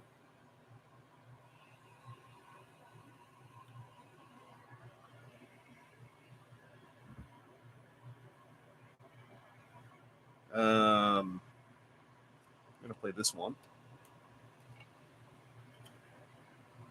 And they are going to run towards the closest face-down hex. Oh, that's tricky.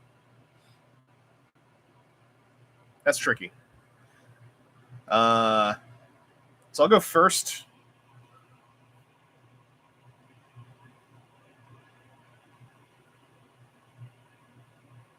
I'll use the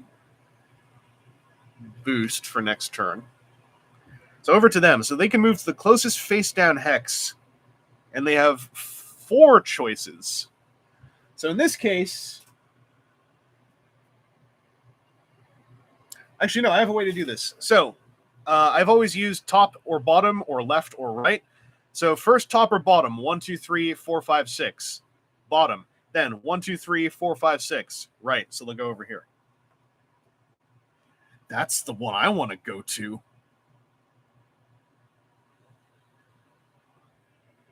All right. So now my last thing will... Oh, no, my second to last thing. I'm going to go for an attack with boost on. They are going to dodge. Oh, how could you do this to me? Oh, that means they're going to boost.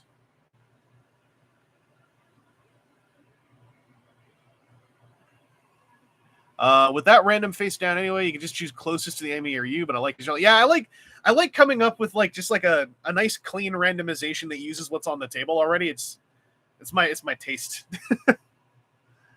So my boosted clean randomization that uses what's on the table already. It's my taste. So my boosted attack cannot target them. So I gotta ditch the boost. I'm gonna switch to guard. Then that means they are gonna switch to boost. They are not on an allied tile, right? They're not on the faction tile, and they're not on an allied tile, so they don't get a gear card draw off of this rotate of the card. They'd have to be there or one of these two with an allied faction, if I am understanding correctly. So they wouldn't do a draw there. They would just go to boost. And then I would play run, and they would do a boosted attack. Their attack happens first, so I see if my armor fails. Armor fails. They are attacking me with a boost. It's 1 power, 2 power. So I take 2 damage. And then I run 1 space. I'm going to go onto this tile. So here's my question. I just went onto the Dynamo tile. That means that I can't... I just went onto the Dynamo tile. That means that I can't now... Like, I can't then... Now I get a gear card. I'd have to have started on it, right? That's how I'm understanding it. That's how I'm going to roll with it anyway while I disable these 2 cards.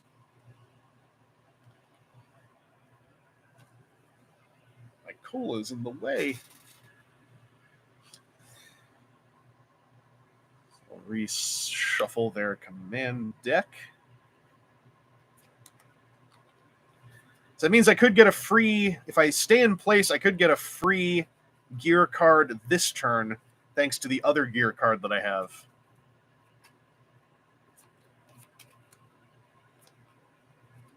Okay, that's right. Okay.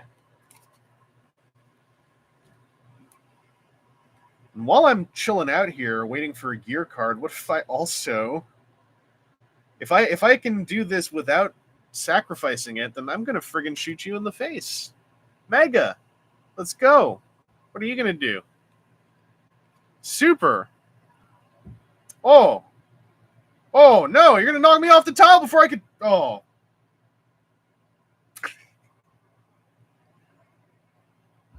Frustrating.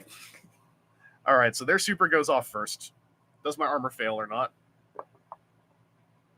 My armor does not fail.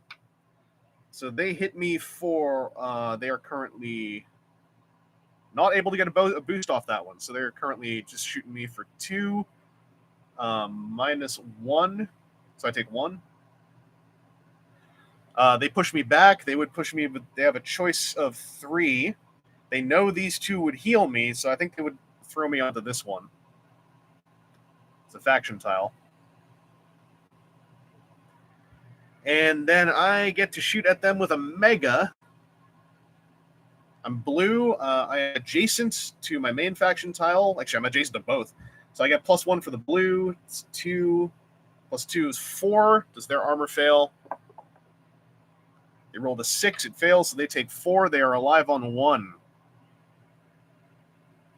All right. All right. I am going to play this. They are going to dodge. Oh, perfect, perfect. Okay. So I am going to issue my attack, which means they'll switch to boost, and I will draw a Nano Gear card instead. Roll to see which side. Roll to see which side I get. I rolled a 6. So I get the spiked collar. When attacked, attacking Nanoid gets -1. Oh, if they attack me, they're dead. All right. Sweet. I need to figure out a good layout for all this. All right, so next turn. Just in case, I'm going to dash. They're going to dash. Okay, so we roll off.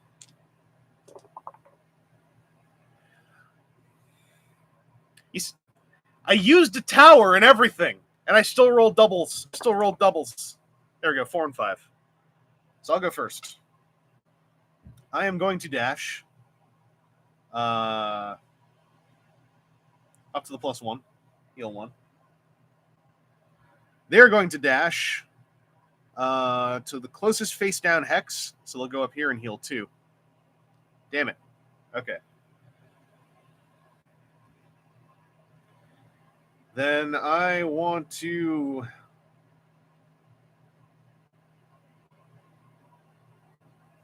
I want a super. What are they going to do? They're going to run. Okay, so they will move towards the closest face down hex. They will move up here. There's a faction tile. I am going to activate super. Currently, I'm -1. So I'd be shooting at them for... I'd only be doing 2 damage. Oh. No, we're going to do it. We're going to do it. Okay. Does their armor fail or not? Their armor fails. So I shoot them for 1. -1 is 0. +1, so they take 1 damage. I push them into the wall. They take another damage. They're alive on 1. If they attack me, they're dead. Oh. Beautiful. Beautiful. Do I want to kill them with an effect? Oh. And will I survive this? They shoot me with a mega for 4. Oh, I might not survive it. I'm going to dodge. Yeah, I'm just going to dodge. That will get rid of these 2. It was anything but the mega. If they didn't have the +1. Because they could have killed me with that one if I failed my armor roll.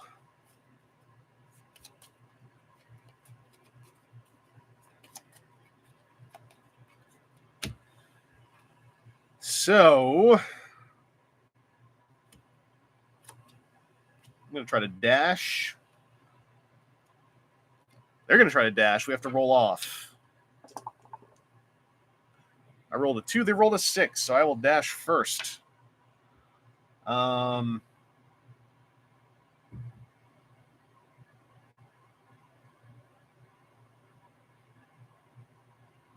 I'm going to dash here to heal 2. They will go to a face-down hex, which is this one, and they kill themselves. That's a -1 hex. You know what? No. I'm gonna alter that a little bit.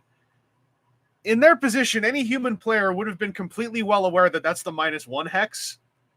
So I'm gonna say that they go here and heal 2. That's what any human player would have done in that scenario. I'm vetoing the AI for a second. So the wild nanoid would have thrown itself onto a giant pointed stick head first. In this case, it briefly has a moment of evolution. It's like, wait a second. What if I don't?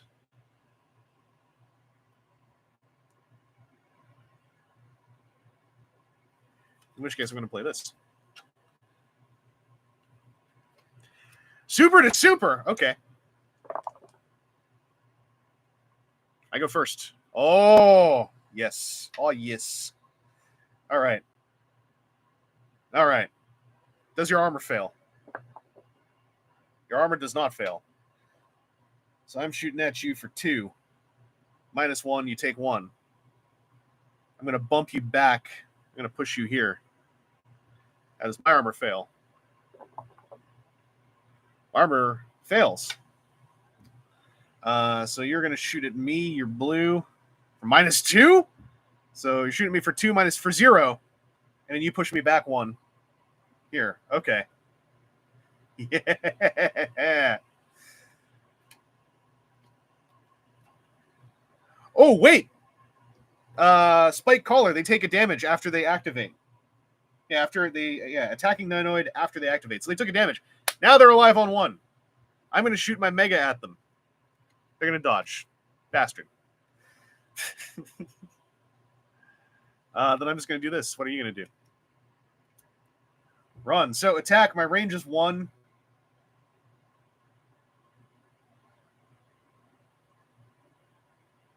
So I'm going to leave it to switch to guard.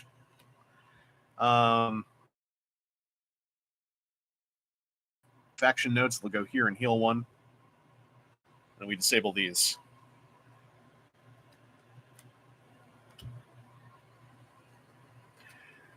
This is a little bit tighter than I thought. Granted, I also spared them from killing themselves.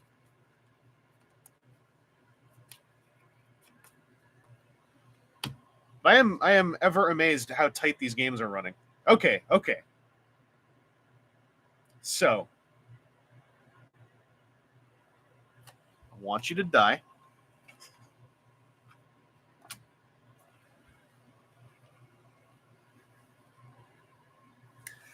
So what I'm going to do...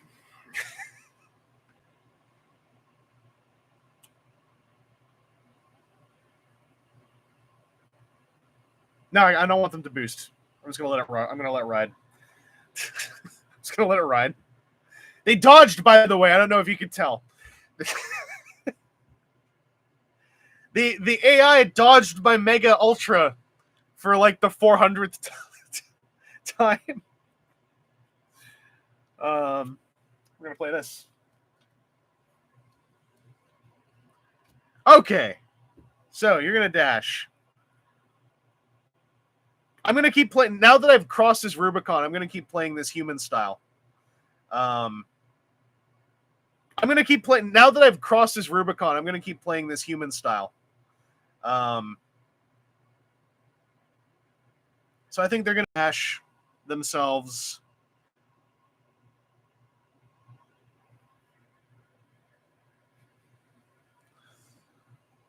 Because they're going to just go onto a minus. They know it's a -1 tile. So I feel like I can't allow them to just walk onto the -1 tile. But now I've created the situation of would they go to the faction tile or the healing tile? I feel like since they have played their Mega Ultra, they'll go to the faction tile because they want gear. I think that's what's going on. And then I'll shoot my super, and we'll probably kill them.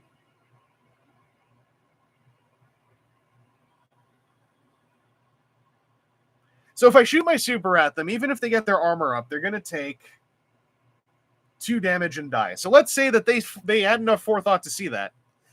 And they went over here to heal 2. And now I shoot my super at them. Does their armor fail? Their armor fails. So I shoot them for 1, 2, 3. and knock them back one. They're alive on one.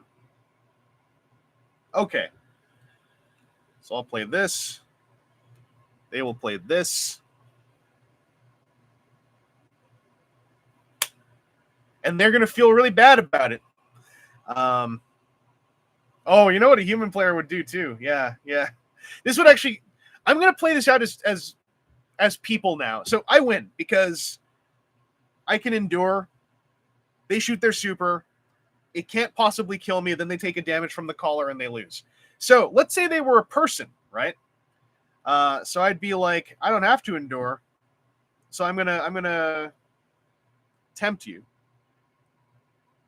to want to do the damage. Oh no, I'm gonna do this. I'm gonna move to there. I'm gonna heal 2, go up to 8, and I'm gonna be like, hey, shoot me, and they're gonna be like, I can't shoot you, I'll die. So they have to sprint, and with +1 range, they'd go 1, 2, and heal 3. And these would come off. I'm now going to play them as though they're a person. I just want to see what the decision space is like here. So I beat the AI multiple times, constantly. Oh, collar's only adjacent. So they don't heal 3. They fire off the super. I do endure to not get pushed. Does my armor check fail or not? It fails, so I take 1, 2, 3. So I take 3 damage. And I don't move to heal the 2. Thank you. I didn't see the adjacent part, or the range. Where is it? Oh, I see. The range 1 is down there. Okay. I get you. Just so you see what I see, actually. I should put it up here. There is a range 1 symbol down here that I did not notice. So that means stuff is still happening. Okay, so now we did the recycle. So now I shuffle these last 2 cards.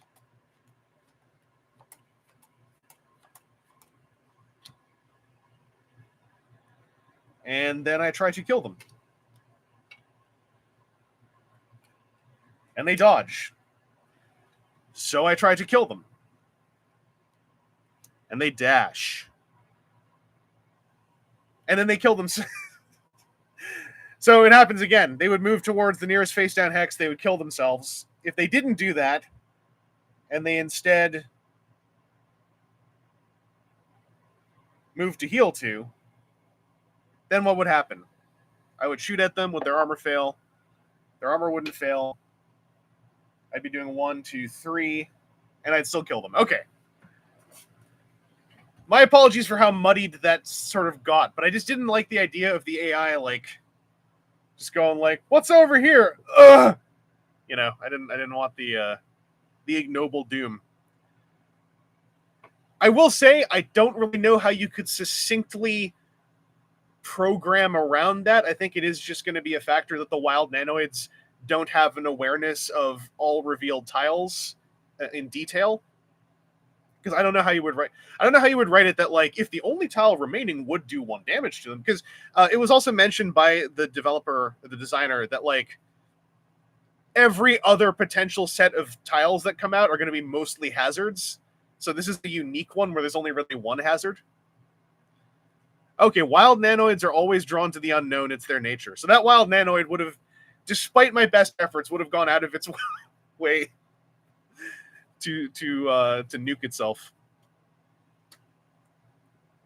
That's really cool decision space, though. That is like the fact that one of those could turn the other faction tiles into usable tiles in that way. The gear. So here's my review so far. Here's my review. This expansion is flashy, but I feel like this expansion really wants teams. Like, it's flashy and it's cool, but I feel like it has more mileage in a team setting. Certainly, it has as was present and visible. It has a lot of, like, meat still in the 1v1, but I feel like this one makes me really want to have a team fight. This one, the gear one, this felt like it was creating, like, just wildly branching paths immediately with what some of this gear was doing. I haven't even looked at what most of the gear does. Yeah, there's like a free dodge. Up another plus. The plus faction one I think is fascinating. Yeah, consumable for plus power. Uh, so this gear one I think really is like this. This is the one to like add into the 1v1 if you get like the base pledge or whatever. And it's like, okay, we're gonna play with the base set a little bit. We're gonna play with the gear. Then we'll try the teams. I don't know. That's how my brain's feeling right now. That gear one is doing more than I thought it was gonna do. That said, I have one more variant I wish to try before I feel satisfied with the stream's events. So let me set that up. While I'm setting that up, first, my vice. 8 in there and 15 in the story. But you're right. Yeah, there's more. Yeah, this is 1, 2, 3, 4, 6, 7, 8. So 23 total gear cards seems pretty sick. I like the idea of expanding the pool.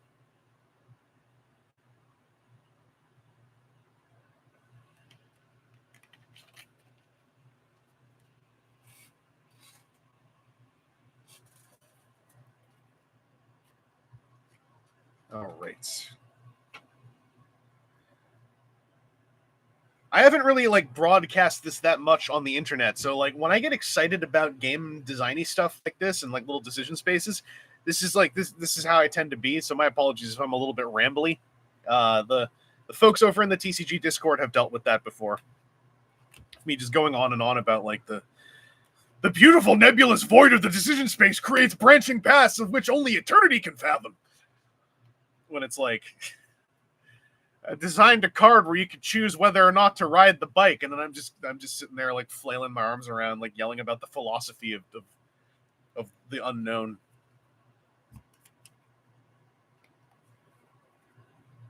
In story mode,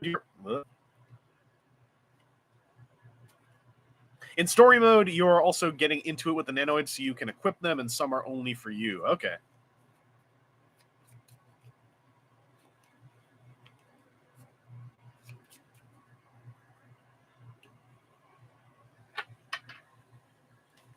Gotta shuffle these up. So what we're going to do for this last one is I'm going to run Nano Gear and Faction Surge at the same time. This might result in nothing. I'm just curious. I like it when I have levers to pull and switches to throw and sockets to swap and all other kinds of mechanical inny-outy kind of words.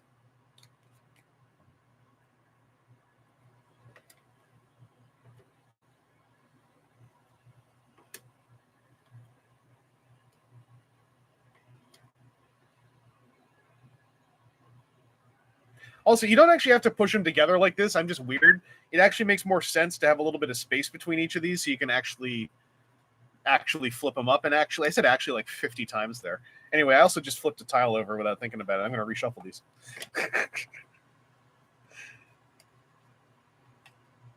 Happy November 1st, everybody. I hope we're all doing all right here.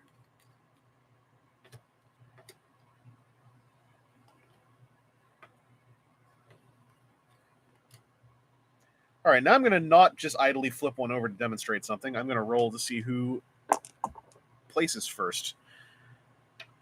It's me! Predictably. I'm going to go here. I'm going to put the opponent over here. That's the +1. All right. I don't know, by the way, how clear I was in the video, but if this was the -1, you don't get hit by any kind of negative or positive effect when you flip a tile in setup because you didn't move on to it. That's like an important little thing that I think that was one of the first questions I asked in email because I was wanting to be persnickety about that. Dynamo Dave 2002, may the November 1st be with you and you. Hello there.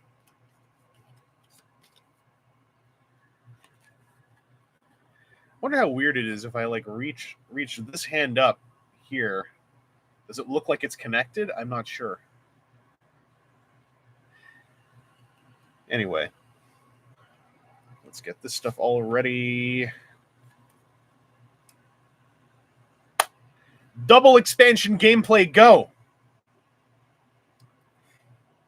I want faction tiles, so I am going to lead with a dash, I think.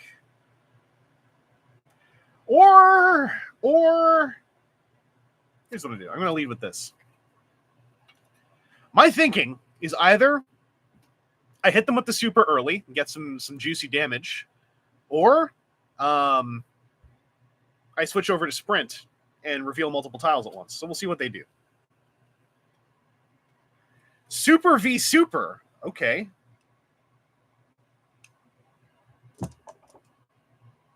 I'm going first.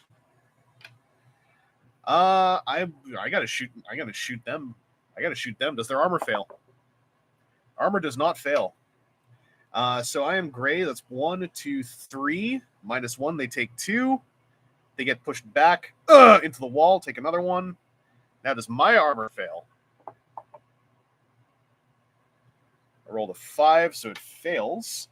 They are pink. That's -1. So 1 -1 is 0. Plus they shoot me for 1. So I take 1. And then I get bumped back into the wall and take a second one. That was eventful. We're just having a big rocket punch fight. Start things off. I do want to actually reveal tiles now, though.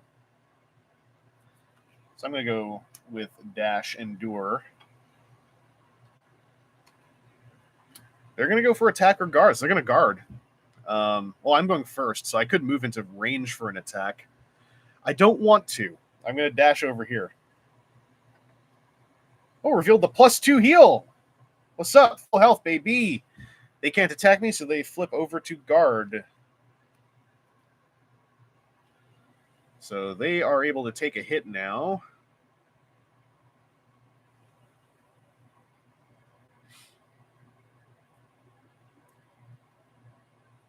I'm going to go with this. Dodge or boost. Oh, I'm going to stick with dodge. They can't target me. Let's go to the next one. I'm going to try to hit them. Just having a little firefight here because I can't move. So dash. I can move, but I don't want to play run swap until the very end because I'm still weird about that. Dash. Move toward the closest face down hex. I'm going to use my rule 1, 2, 3, 4, 5, 6. They're on a 2, so they're going to move up here. And that is a different faction tile. And then I will shoot at them with my Mega. I'm yellow, so I'm -1. So I'm just shooting at them for 2. Does their armor fail? Their armor does not fail, so they only take 1. All right. I'm going to do attack guard. They are going to go for dodge boost. They're going to, yeah, I can't target them. So I got to put up guard, and they go for boost.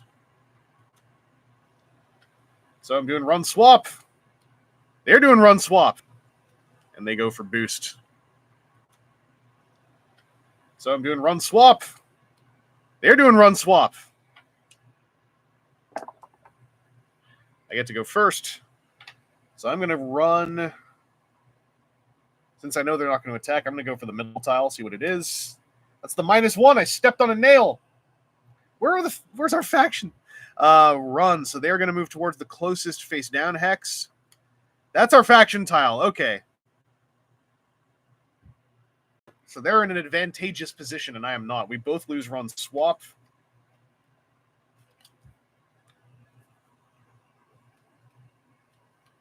I'll reshuffle their deck. Oh, boy.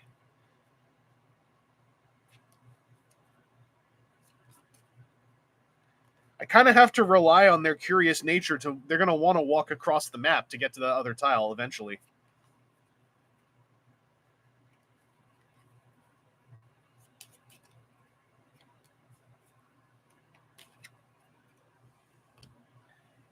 So I want to get on the faction tile. Like now. I'm okay with an allied tile, actually. Because that puts me in position to self-heal.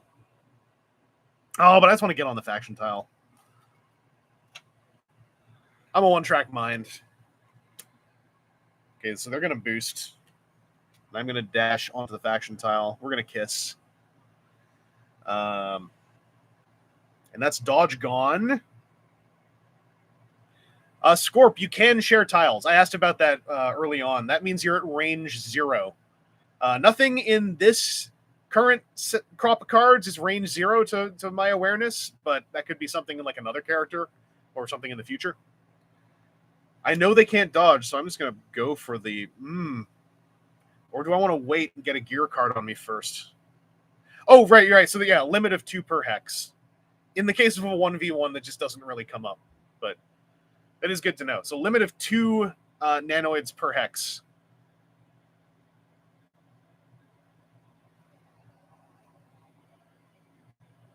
Do I just want to shoot him in the face? Oh, yeah, because I'm going to surge. Okay, yeah. So they're going to attack back. They're going to crack back. So they go first. They attack me. Does my armor fail or not? My armor fails, so they shoot me at green for 2. I'm at 7. I'm going to flip to the Ultra and do the roll for the Giga Blast. I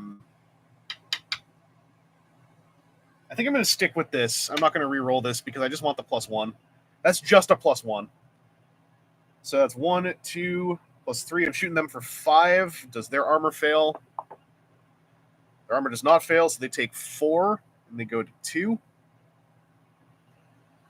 And then I proc Ultra Surge, the nice color one, the pink one. So now my power goes up to 3. When this nanoid activates an attack, roll a die to determine their power node color. Okay, so now I'm like chromatic. Now I'm like changing color even more. Do I have an attack? I do.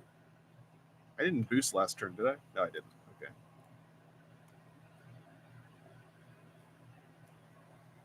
I had 2 attacks. Oh, their life's gonna suck. First, I'm gonna play the dodge.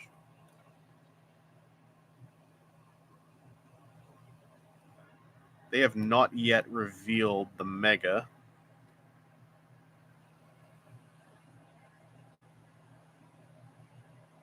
So if they rotate now, they'll still play for a gear. Dash. Okay. So I'm going to flip this for the boost. They will move towards the closest face-down hex. That's this one over here. Here's my question. Are they going to take the shortest path and take a damage getting there? Or are they going to move around? That's my big question. Because shortest path means that they hurt themselves. Longer path means they heal themselves. So does the curious nature mean that they just don't care about hazards? They got to get to the unknown. That's my question.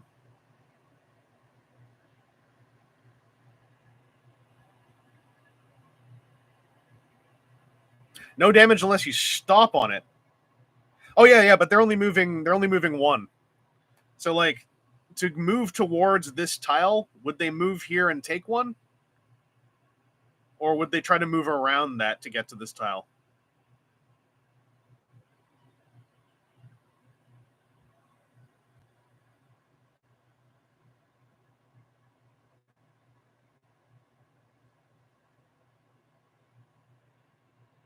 So if they go here, they'll go down to 1, but they will be closer to the goal.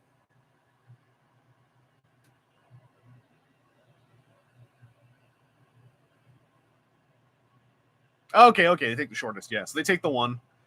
And that means...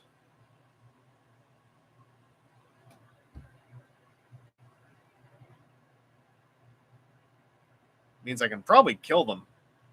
So it means the gear would not have come into play. I'm going to go for the kill, and we'll see what they do.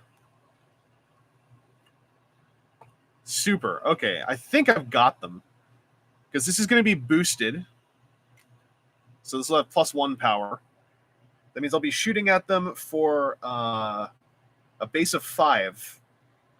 Would their armor break? Armor would endure, but they'd still take 4, so that would get them. Okay. So it's kind of as I was thinking. I think I like having both of these expansions on, because for this is all in the context, by the way, of like this 1v1. With both expansions on, it's not 100% likely that both are going to actually play into what's happening. So that I don't see any reason not to just run both, other than like the bookkeeping side of it. And I'm a weirdo who likes crunchy Euro games, so I kind of like the bookkeeping side of having both running. I'm gonna try one more. I'm gonna try one more. Just one more.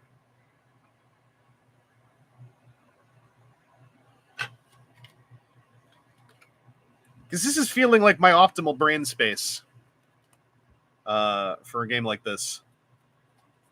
Obviously, as has been demonstrated, you can run this game as toned down as you like. I kind of like it's the thing I like about Spirit Island, is I like that you can just bolt on more and more things to make the game more complicated if you want, or you can strip them off to make the game less complicated.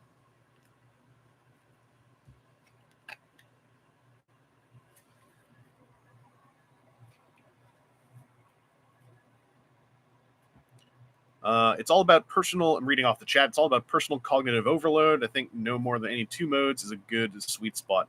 Yeah, I mean, I could see that. Like, with this being 2 modes, I have 2 sets of circumstances to keep track of for the AI. It'd actually be easier to keep track of multiple modes, I think, with other players, because you're not having to worry about the behavior necessarily. But yeah, I'm liking this with these extra things, because also it's making it... The 1v1 I found was occasionally a little bit rote. I mentioned this in the email, like, as far as like, I want to get rid of run swap first. I want to heal up and then find the faction tile and then spam mega ultra. And then in some cases, the AI dodges every single mega ultra I try to shoot at them. But otherwise, in this case, it feels like there's just, there's more, there are more outs, there are more branches.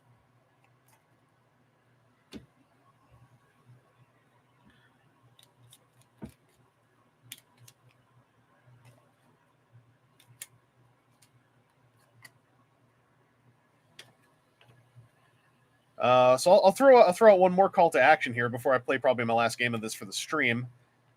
This is Nano Battle. It just launched on Kickstarter today, November 1st, 2022.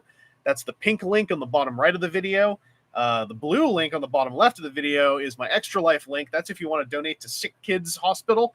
That is something I'm doing all the way through the end of the year. There's a goal of $500 this year. It would be great to raise. We're at 150 or 160 now, I think.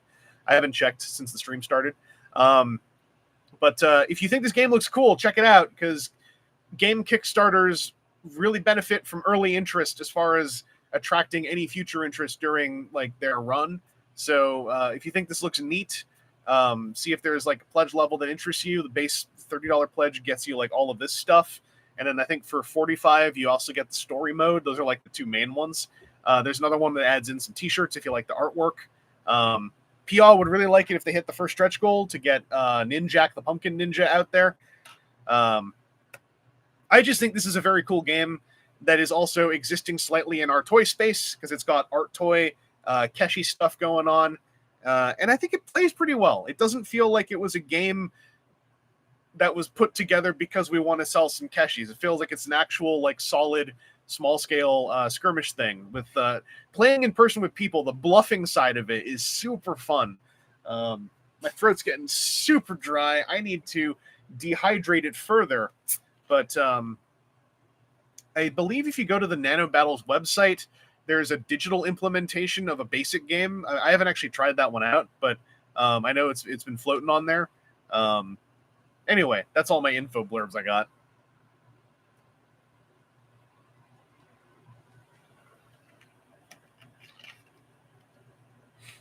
You see that? It's trying again. Oh, that one got through. Not for long, sunshine.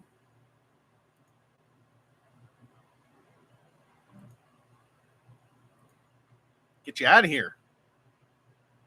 That's right. You don't exist anymore. Shadow banned. I bumped something. I was about to say, I feel strong, and then I bumped something. Because my strength is too big! Let's roll to see who sets up first. The wild net. So, as I said, whatever happens with this roll, it's probably going to be that. You know what, though? This time I'm going to put it in your guys' hands. 1, 2, 3, 4, 5, 6. Where do you want the wild nanoid to start? 1, 2, 3, 4, 5, or 6? It's up to you now, viewers. I'm not going to make this very mathematic. I'm the first number I see. 4. Shadow Scribe gets it. 1, 2, 3, 4. They're going to go here. That's the +2 healing tile. So I am going to go here. That's a different faction tile. Shadow Scribe got there first. Number 5 remains unknown. So they're on the healing tile. I want to find the faction tile, so I'm going to dash.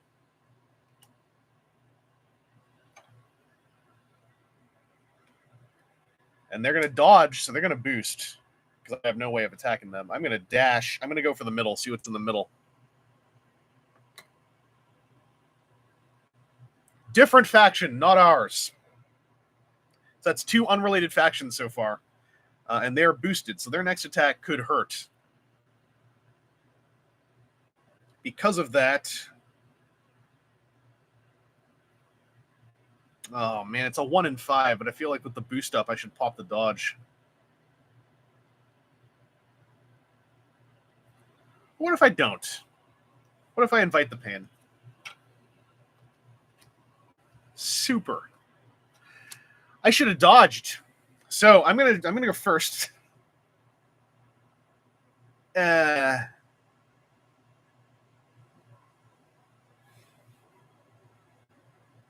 Well, that's no good. I'm going to not attack them because they're in gray state right now, which means on this tile they have -2 attack. If I attack them, they roll for armor. So I am going to change my activation to sprint, and I'm going to move and reveal 2 tiles. So I'm going to go...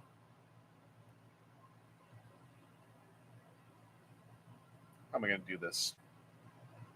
I'm going to go 1, 2. I stopped on the -1, so I take a damage. But now I know our faction tile's got to be one of these 2. Okay. And then they shoot the Mega at me. So does my armor fail? My armor does not fail. So they are shooting at me for 3 -2, so for 1, and I block it, so I take no damage. Ugh! I feel so... I outwitted that stack of 6 cards, of which mostly pertinent to its cognitive ability is 1 line in the middle. I am smarter than 6 pieces of paper. Me! So I want to get to one of these 2 tiles somehow. I'm not going to anytime soon. I have no attack modifier.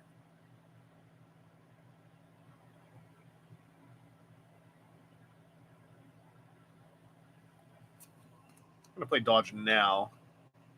And possibly just pivot to boost. Yeah, I'm going to pivot to boost, because they're going to go for a run. They're going to go to the closest face-down hex. That's our faction tile. Okay, we found it. They're in position to grab gear now, too, which is kind of spooky. So, with the boost up, I'm going to go for the Mega.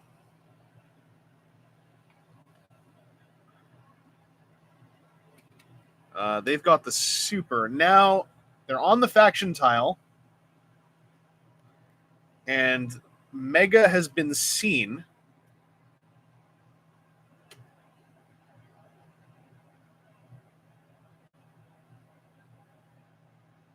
So since they're on the faction tile, according to the flow chart, they are going to instead go for a gear card. So which side do they get? That's a 5. They get Wood Decoy. They can dodge at any time using this item. That feels pertinent. Oh, yeah. Yeah. Because that means I'm going to go for a boosted Mega. Then they would totally discard this to dodge it.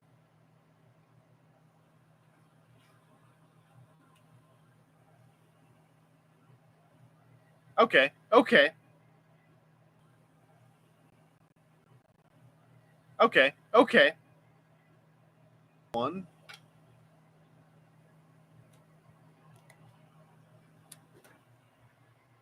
So since they're on the faction tile and the Mega's been seen, I'm assuming they're going to go for another gear card because that is how the flowchart is going to work. Because they have 2 open slots, so I would assume that as long as they're chilling out there with the Mega already played in the stack, they're going to go for gear. I just knocked this over. I forgot what my health was. It was at 9, I'm pretty sure. Yeah, because I blocked that Mega attack, so it's at 9.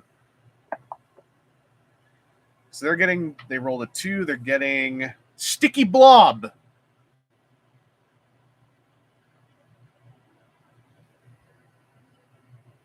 See, it's range of 2. Unequip and put this on top of an ID card. And then they're stuck and have to use their next activation to discard this card. Okay. Oh. Oh. I'm assuming the AI, the Wild Nanoid, just uses these as soon as they're able to. Oh, they will use the Nano. Yeah, they'll use the Nano Gear card as soon as possible. It says right on the rules card. Okay. Meantime, I have an attack up. I'm going to switch over to guard. Just cause. I'll play run. They'll play attack.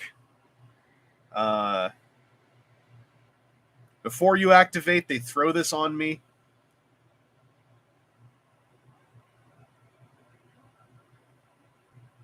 And then they activate.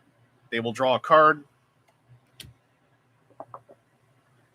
They rolled a 6, so they're getting the Lunite Sigil.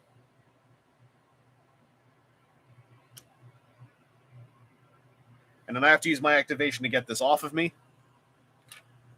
And then we disable these. This is starting to feel like it's got some mouth feel.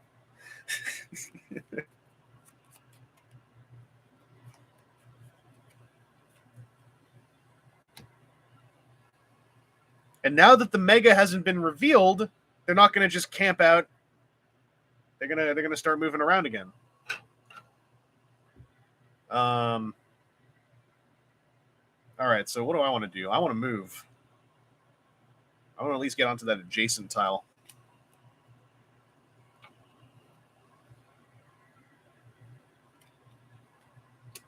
So they're going to run. Okay. So I'll dash first. I'm going to dash onto here.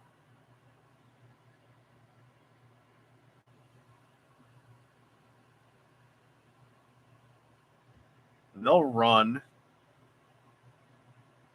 They have 2 paths to get there, so I'm just going to say 1, 2, 3, 4, 5, 6. They have a 6, so they're going to go here. Or actually, because they have the Lunite Sigil now, the better choice for them would be to go here, because then they would get the boosts. Oh, no, but our faction's right there. It doesn't matter, so I'll go with my randomization.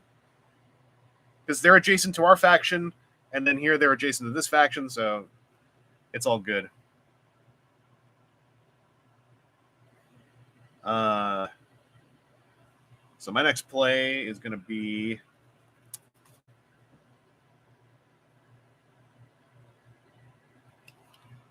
I'm going to pop Super. See what they do.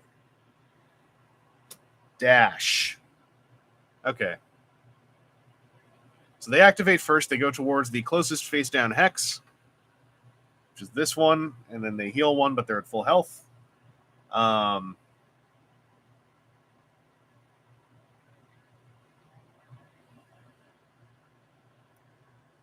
keep bumping this. I was talking about how, these people, they bump their cubes. I keep bumping my cube all the time. I'm going to switch the Super over to Sprint. I'll move here, then here to heal 2. So move here, heal 2, move here. I want to get on the faction tile either way.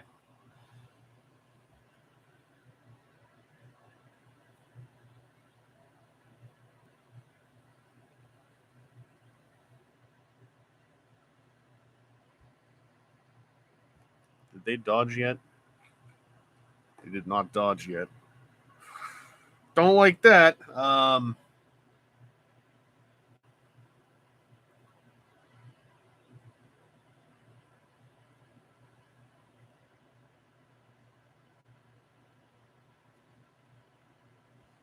Gotta go for it. They're gonna go for it.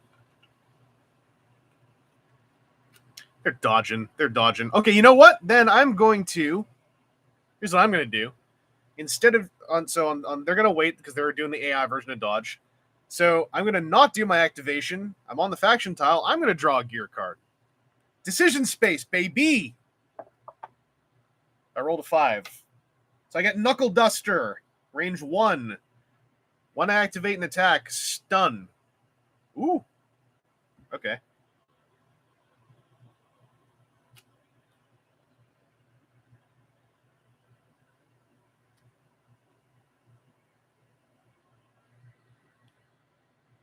And then they will flip this over to boost.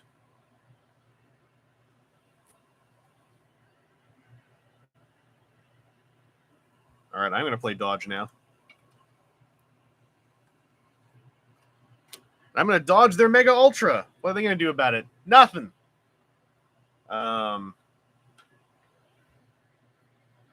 am I going to dodge it? Because it's a Mega. I could take that hit for the boost. No, it's fine. It's fine. I'm going to dodge it, and then I'll play this on my turn. I'll play super. I'll go first. I'm going to issue the activation to draw a gear card. I rolled a 3. So I get Nano Goggles, range of 2. I can look at a face-down Nano field to put back face-down. Okay, so that's a discardable one eventually. And then they're going to shoot the super at me. So does my armor fail? My armor does not fail. So they're shooting at me with green. That's 0, 1, 2. I block 1, so I take 1. And then I get boinked on the wall, so I take another 1. It's a grindy pace to this match we're having here.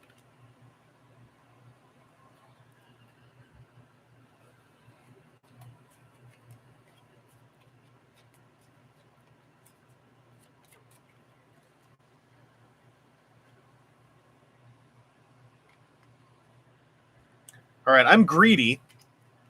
Please don't dodge. It's a fully random. Cards are funny. They're a fully randomized set of decision indicators, and it would be ridiculous for every single time that you try to first turn Mega Ultra. It just so happens that the dodge made its way to the top of the deck, but funny enough, the way the math works, the way randomization works, is that sometimes that's just what happens. So I'm going to issue my activation. You can boost.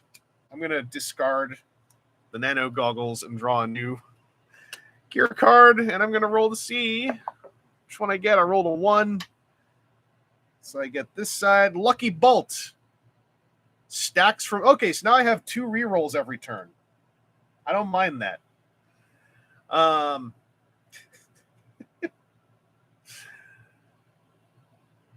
What am I going to do about this? I want to at least proc something. I'm going to go for my super.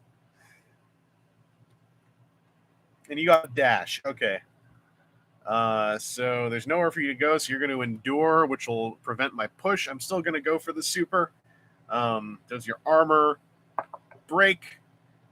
4. Your armor breaks. So I'm gray, so that's 1, 2, 3. So I hit you for 3. I don't push you, but I surge with the super.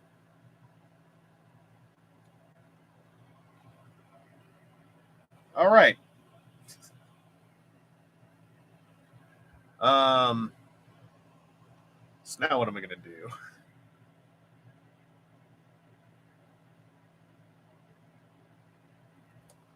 I'm going to dodge just in case. They're going to run. Okay.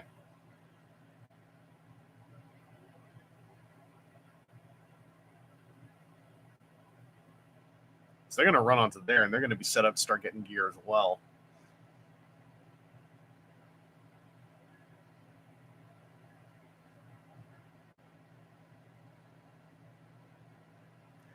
I wonder if I ditch the Knuckle Duster and hope for something else, because I don't know if I'm going to get adjacent to them again. I don't really want to move. So I'm going to skip activation, scrap. I'm using TCG terms here. Scrap this, draw a new one. So that's a 1. Blaster. Any range 1 attack is now range 2 with +1 power. Baby! There we go.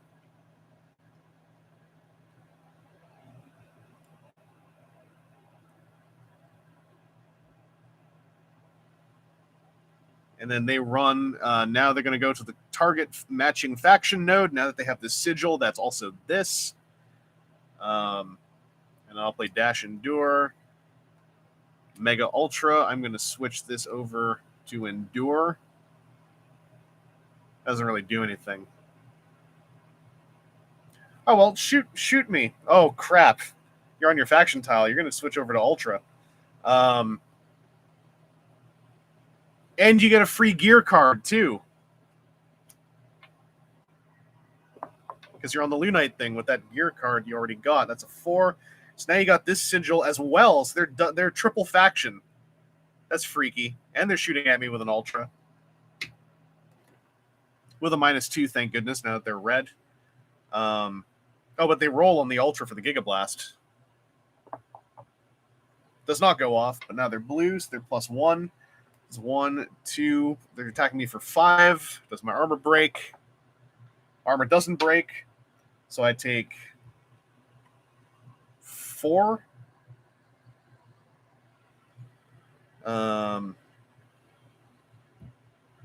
Yeah, and then they lose the Ultra Mega, thank goodness. I think they're out of attacks now. They've lost all their attacks.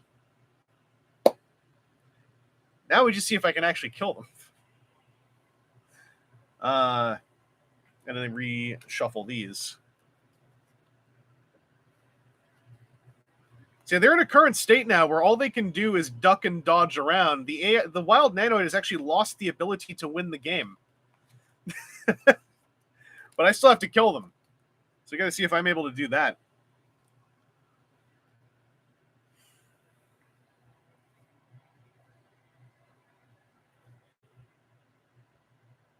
Oh yeah, and I lose my my Super Surge as well.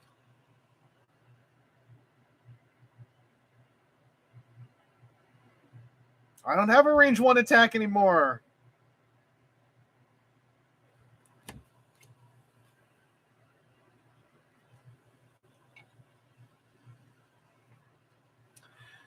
I'm gonna try to do Mega Ultra on turn on my first. I'm gonna try to do Mega Ultra on my first turn. I wonder what they're gonna have randomly.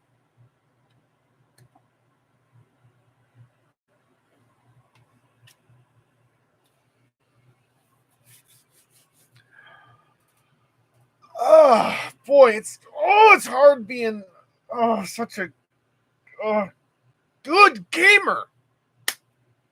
So they're going to endure because there's no face down hexes. They're going to get themselves a free gear card because they are Lunite sigil and on that thing. Oh wait, no, they're full on gear already. So I'm assuming in this case that since the gear pile's empty, I'm assuming I reshuffle. But also I'm assuming that the Wild Nanoid, since it has full slots now, is going to just stop trying to get gear.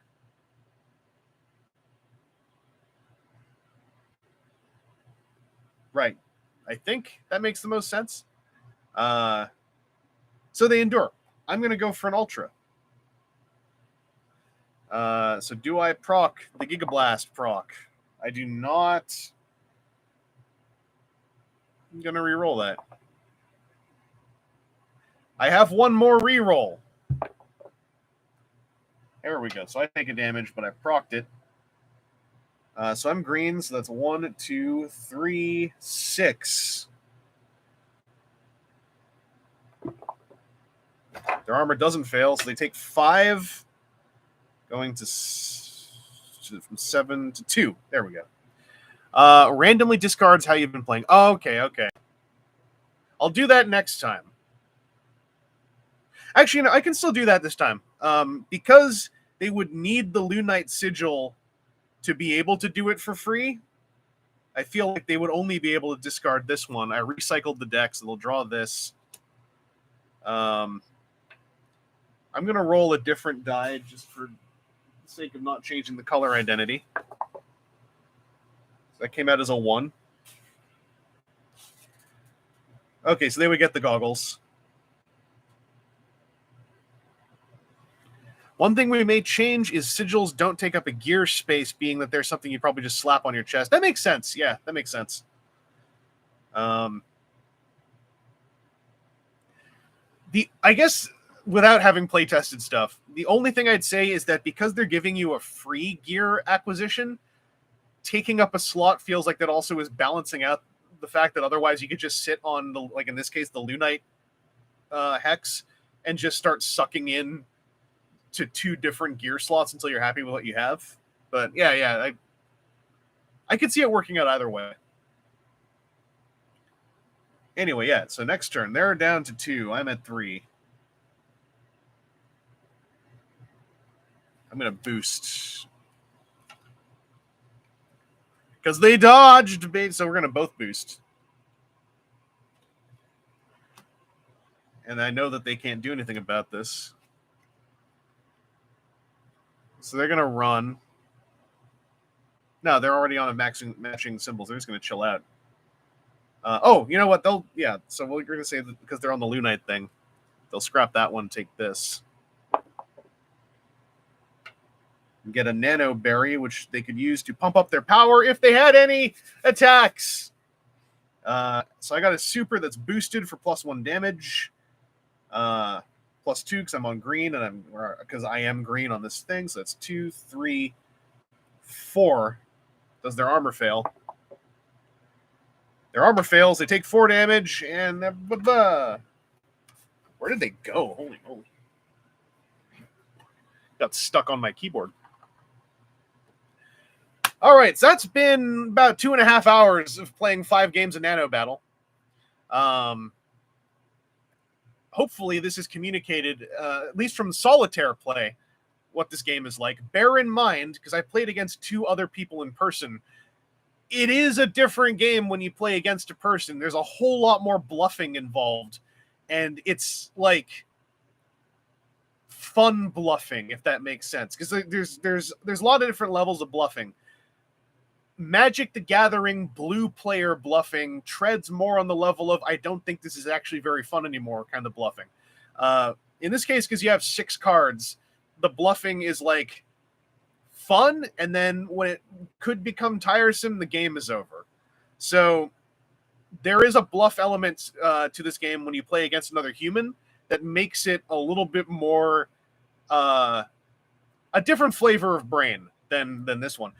I am really impressed with what these expansions do to open up the brain space here. Just bear in mind that the wild nanoids in their current state, they still have a couple of things they can do that are a bit weird. They can still completely randomly enter a fail state where all 3 of their attack cards have been deactivated.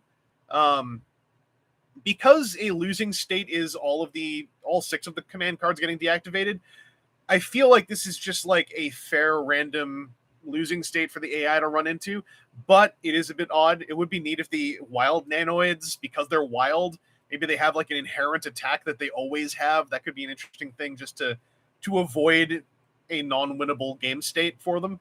But otherwise, yeah, like end of the day, hopefully this has communicated some stuff about what this game is like.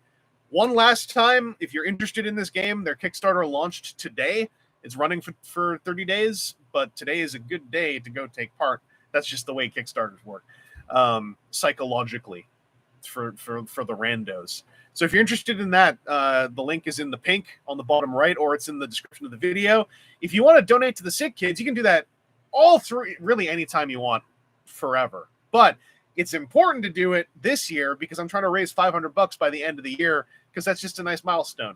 And that link is on the bottom left in the blue. It's also in the description. I'm going to be doing some more intense, dedicated Extra Life stream stuff over the next couple months, hopefully. So there's all your information. Hopefully you find this game interesting too, because I want it to succeed because I think it's cool. That's the extent of my bias. For full transparency's sake, once again, I was sent this prototype copy for coverage, and that's the extent of my interaction with this game as a human. Otherwise, I'm just an interested backer who got to play it a bunch before the campaign started. I don't make any money off of this scenario here, and I don't have any skin in the game as far as, like, if the campaign goes badly, I'm not, like, out anything. I'm just kind of bummed out because I think it'd be cool if the game exists. That's where I'm coming from, for transparency's sake. Thank you all for tuning in and hanging out. My throat's getting all... It's like I talked a lot. It's weird.